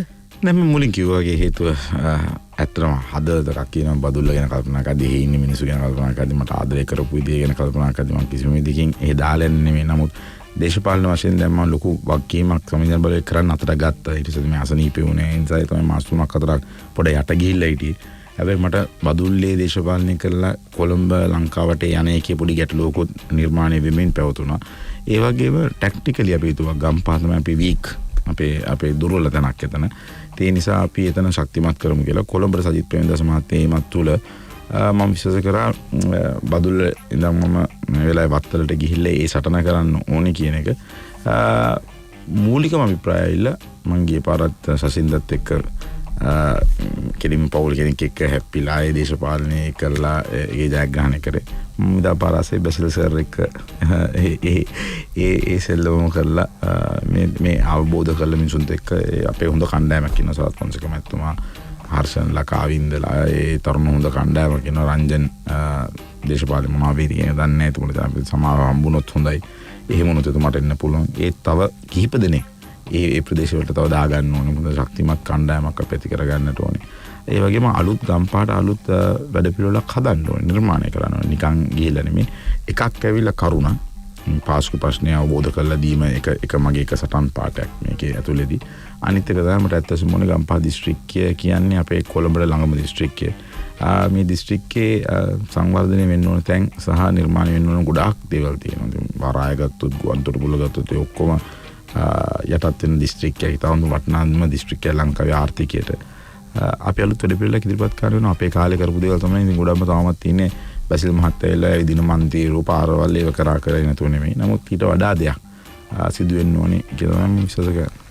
හැබැයි දැන් සමහර විට ඔබට වැදිලා තියෙන දැන් කතෝලික ජනතාව කිතුණුවන් බහුතරයක් ඉන්න දිස්ත්‍රික්කයක් ගම්පහ දිස්ත්‍රික්කය ඔබ ආයි මතක් කරන්න ඕනේ නැහැ නේ. ඔබට වැදිලා තියෙන ලේබලෙත් එක්ක තමන්ගේ කණ්ඩායම බේරගන්න පණිවිඩයක් දෙන්න නැතුව තමන් රැකුණාය කියන අවාසිය චන්දබිමට වැස්සට පස්සේ හරින් ප්‍රනාන්දුරු වුණොත් සමහරට ඔබව දේශපාලන වලකට ඇදලා දාන්න කවුරු හරි ගෙනත් දාපු තැනක් බවටම පත් වෙන්න පුළුවන්ද? නෑ, ඇත්තටම මම අභියෝගයක් නේ ගත්තේ. ඒක තමයි කියන්නේ ඔබතුමා කියන්නේ අභියෝගය තියෙනවා. ඒ කැම්පේන් එකනේ කරන්න හැදුවේ. ඒත් අද පියතුමන්ලගේ ඉඳන් මිනිස්සු කතෝලික මේ ප්‍රශ්න ගැන හොයන මිනිස්සු දන්නවා. මගේ ඒ කතාව සම්පූර්ණ හත්පසින් ඒක නෙමෙයි කියන එක. ඒ කියන්නේ ඒක නිර්මාණය වෙච්ච දෙයක්. ඒ වෙලාවේ මම හිතුවා ඒ ආණ්ඩුවට උණ්ඩා තිබුණා. ඒ ආණ්ඩු කාලෙදී වුණත් ක්‍රෙඩිබිලිටි තිබ්බ මිනිහෙක් හිටියේ මම. කතා කරද්දී අපි ඇවිල්ලා යමක් කියද මා විනාශ කරන්න පුළුවන් වෙච්ච ආපු අවස්ථාවෙන් උදම විශ්වාස කරන්නේ මම අද කියන්නේ අංකෝ මම මේ නිවුස් එක දාන්න කියලා ලංකාවේ මේ දෙරණායතනේ සභාපතිතුමාට ෂෙවන් ඩැනියල් මොකද්ද මේ සිරසේ ඒ ඔක්කොම කට්ටියට මම කෝල් කරගෝ අනේ මම මේ කෑල්ල කොහොම හරි දාන්න කියලා. කොහොම මේක කැරකිලා උඹට වදීද කියලාත් ඇහුව දෙන්නේ. හරි මොකෝ නෑද මම ඇත්තනේ කිව්වේ කියලා. ඉතින් මම අවංක හදවතින් බොක්කෙන් එක කිව්වේ. මම මට හංගන්න දෙයක් තිබුණ නැති නිසා මම කිව්වා මට තිබුණ කලබලෙන් මෙච්චර ලෙඩ ඇඳින්න මිනිහෙක් කොහොමද දන්නවනම් කොහොමද පොලිසිය දන්නේ නැත්තේ කියන එක. මට උමනා වුණේ ඒක පෙන්නන්න. ඉතින් ඊට පස්සේ ඇත්තටම ඒකේ අන්තිම මොකෝ එන ලොකු ප්‍රශ්නයක් වුණා. මගේ ෆෝන් අරගෙන ඉසේ බිල් බලලා තාත්තා ගැරේ ඔක්කොම ඊට පස්සේ ඒක සම්පූර්ණ එළිය වුණා. ඒක මේ කොහොමද වෙලා තියෙන්නේ මොකද්ද වෙලා තියෙන්නේ ඒකට කිසිම මගේ සම්බන්ධයක් නැහැ. නමුත් අර ගියපු ප්‍රචාරණය අර ගිනි වගේ ගියා. ඒ කැම්පේන් එක ඒගොල්ලන් කරා. මාව ක්‍රෙඩිබිලිටි එක බින්දුවට දාන්න මගේ තිබුණ මිනිස්සුගේ විශ්වාසය නැති කරන. මම එනිසා නැති වෙච්ච දේ ආයෙත් හදාගන්න මම ගම්පහටම ඇවිල්ලා ඒ අභියෝගය බාර ගන්න. අපි මිනිත්තු කිහිපයක් මෙහෙන් වැඩසටහන නිමා කරනවා. ඊට කලින් මම ඔබතුමාගෙන් දැනගන්න කැමතියි දැන් මේ ඔක්කොම කරන්න ඒ කියන්නේ බලය ලබා ගන්න යන්නේ ආණ්ඩුව ගන්න යන්නේ. එතකොට ඒ ගමනට තමන්ගේ කණ්ඩායම ශක්තිමත් කරගන්න ඕමනයි නේද? දැන් පක්ෂයක් නැතුව සන්ධානයක් විදිහට බලවේගයක් විදිහට පක්ෂ කීපයක එකතුවක් විදිහට ඔබතුමාලා ගියා. 20 වෙනි සංශෝධනයේදී කට්ටියක් පිටුපෑවා. ඊට පස්සේ එතන නායකකාරකාදී මොනවද කරන්න කියන එක සම්බන්ධයෙන් තාමත් ඔබතුමාලා අර්බුදයක ඉන්නේ කියලා පේන්න තියෙනවා. ඒක නොකියුවත් පැහැදිලි බැලු බැලමට. තව කණ්ඩායම් ඉදිරියේ දේශපාලනයේ හැසිරෙන විදිහත් එක්ක අදහස් තියෙන්න පුළුවන්, විවේචන තියෙන්න පුළුවන්, ඉදිරිපත් කිරීම තියෙන්න පුළුවන්. කෝ කණ්ඩායම කියලාම හිතෙන්නේ නැද්ද? නැති මම හිතනවා අපි සන්දානගත වෙලා හිටියේ අපේ සජ්ජවේ ටීම් එකේ කිසිම කෙනෙක්ගේ වෙනසක් නැහැ. කියන්නේ සමගි ජන බල වේගය කියන එක සහ සමගි ජන බල සන්දානය කියලා එකක් තියෙනවා. මේ දෙකක් තියෙනවා. ඒ නිසා අපි සන්දානය කියන කට්ටිය ගැන අපිට මේ වෙලාවේ යමක් කියන්න බෑ කොයි ඉඳීද කොයි වෙනස් වෙයිද එහෙම කියලා. නමුත් අපි මූලික නිර්මාණය කරපු අපේ ඉන්න 42ක්ද කොයිද? ඒ 42 ගැන අපිට ලොකු පූර්ණ විශ්වාසයක් තියෙන එකට ඉන්නේ. අපි සියලු කටයුතු වලදී කතා බහ කරලා කතා කරනවා. ඒ විශේෂයෙන්ම මම දැක එක හොඳ දෙයක් සජිත් ප්‍රේමදාසතුමාගේ අපිට ඕන දෙයක් කතා කරලා වෙනස් කරන්න පුළුවන්. මේ පක්ෂය තුළ අපිට හඬක් තියෙනවා. මේ පක්ෂය තුලේ ඒ කියන්නේ තීරණ ගැනීමේදී අපේ හඬට ඔව් හුම්කම් දෙනවා. දැන් ඊතන තමයි ලොකුම වටිනාකම තියෙන්නේ. ඒක දැන් හිතම හදාගත්තේ නැත්නම් වෙන්නේ ඔය දැන් වෙලා තියෙන ප්‍රශ්නේ තමයි රටේ මිනිසුන්ට. ඒ නිසා අපි අපේ නායකයා ඉන්න മന്ത്രിවරුන්ට කන් දෙන්න ඕනේ. මොකද මේ മന്ത്രിවරු කියන්නේ මහජන මතේ. ඉතින් ඒ විදිහට ඒක ගියේ නැත්නම් ඒක ප්‍රශ්නයක්. අද ගෝඨාභය රාජපක්ෂ මහත්තයාට ඒක නොතේරෙන්නේ. එතුමා දේශපාලනය කළා නැහැ. එතුමා කෙලින්ම ජනාධිපති වුණේ මේ රටේ. එතකොට එතුමාට යට ඉන්න മന്ത്രിවරුන්ගේ වටිනාකම තේරෙන්නේ නැහැ. පාර්ලිමේන්තුව මම හිතනවා മന്ത്രിවරු 150 ගාණක් ඉන්නවා. මම හිතන්නේ එතුමා එතනින් 100ක් විතර නම්වත් දන්නවද කියලා. ඉතින් ඒතකොට දේශපාලනික කොට්ටාසේ මේ අවබෝධයක් එතුමාට නැහැ. ඒත් එක්කම එතුමා ඒක ඉගෙන ගන්න ඇති මේ කාලෙත් එක ගියාම. හැබැයි එතුමා ඒ නිසා තමයි අර හිතවත් 5-6 දිනක් විතරක් ලං කරගෙන ඒගොල්ලන්ට සියලු දේ ලබා දෙමින් ඒගොල්ලන් කියන දේ පමණක් අහමින් කටයුතු කිරීම තමයි මම හිතනවා ෆේල් වීමේ එකම හේතුව. ඒ නිසා අපි දැන් රටෙන්නේ අපි ඊට වඩා වෙනස් තැනක ඉන්නවා කියලා ලොකු විශ්වාසයක් තියෙනවා. සජිත් ප්‍රේමදාස මහත්මයාට නැවත තවක් සතුටු වෙන්නේ. අපි කෙලින් එතුමාගේ ඉස්සරහ හිට ගන්නවා. අපි වැරදි එතුමා වැරදි නම් අපි කියනවා කරන්න එපා කියන තැන අපිට පුළුවන් දැනට ඉන්න. එහෙම වෙයි ඉදිරියටත් එහෙම වෙයි කියලා ප්‍රාර්ථනා කරනවා. ඔබේ කණ්ඩායමේ ජනාධිපති අපේක්ෂකයා සජිත් ප්‍රේමදාසමයි කියලා ප්‍රසිද්ධියේ පක්ෂ කණ්ඩායම් කිව්වා. හරින් ප්‍රනාන්දු മന്ത്രിවරයාගේ ස්ථාවරෙත් ඒකමද මෙච්චර කලින්? අමාරු තැනකට දෙන්නේ මම ඇත්තටම අපේ පක්ෂ නායකයා තමයි අනිවාර්යෙන් ජනාධිපතිවරයා කවුත් ඉල්ලන්න ඕනේ. ඒක අලුතෙන් කියන්න දෙයක් නැහැ. මම හිතුවා ඒකට අලුතෙන් බය වීම මම සම්බන්ධයෙන් විවෘතවමත් කිව්වා. මම හිතුවා අපේ කණ්ඩායම කෝන්ට වඩා උගෙන කියද්දි මම කිව්වා ඇයි අමුතුවෙන් කියන්න දෙයක් නැහැ. ඒක ඕන කෙනෙක් තේරුම් ගන්නවා. නමුත් මම කිව්වාගේ අපි මං ආසයි බලන්න මං පෞද්ගලිකව ආසයි ජනාධිපති කියන ක්‍රමයේ වෙනුවට පාර්ලිමේන්තුව වග කියන අගමැතිවරයෙක්පත් වෙනවා නම් මම හිතනවා මම ඒකට කැමතියි කියලා. රටක් ඇතුලේ දියුණු කරන්න කැමතියි. මොකද එතකොට අර ජනාධිපති වුණාට පස්සේ තනියෙන් 5-6 දෙනෙක් අරගෙන ගේම් ගහන්න බැරි වෙන ඕනම කෙනෙක්ට. ඒ නිසා මං කැමති සජිත් ප්‍රේමදාස මහත්තයා සාර්ථක වෙනවා. ජනාධිපති කෙනෙක් වුණොත් අසාර්ථක වෙන්න තියෙන chance එක වැඩි. මොකද අපි ගෙනාපු ඒකාධිපති ඒක බිහි කරනම මේ ජනාධිපති ක්‍රමය මම හිතනවා අපිටම වැරදිලා තියෙනවා. ඒ නිසා අපි දන්නවා ඒක දැන් වෙනස් කරන්න ඕනේ කියලා. ගොඩක් කට්ටිය ඔය පුටුවට ආවට පස්සේ පුදුමාකාර විදිහට වෙනස් වෙනවා.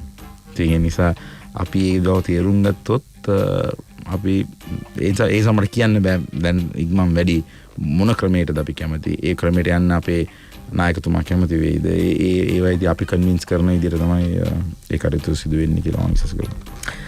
හොඳයි මනම් අද විශේෂ කටයුත්තක් නිසා අපි මිනිත්තු කීපයක් මෙහෙන් වැඩසටහන නිමාවට පත් කරනවා. අබ්බෙහින් ස්තුතිවන්ත වෙනවා සමගි ජන බලවේගයේ උපසභාපති මෙහෙයුම් ප්‍රධානී හරින් ප්‍රනාන්දු පාර්ලිමේන්තු මන්ත්‍රීතුමාට අපේ ආරාධනෙ වැඩසටහනට සහභාගී වුණාට බොහොම ස්තුතිවන්ත තුමා. බොහොම ස්තුතියි සම්බන්ධ කරා. එමනම් යලිත් දවසක හමු වන බලාපොරොත්තු වෙති අපි සමුගන්නවා ප්‍රාර්ථනාවේ සමට සුබ රාත්‍රියක් ආයුබෝවන්. Net FM Unlimited.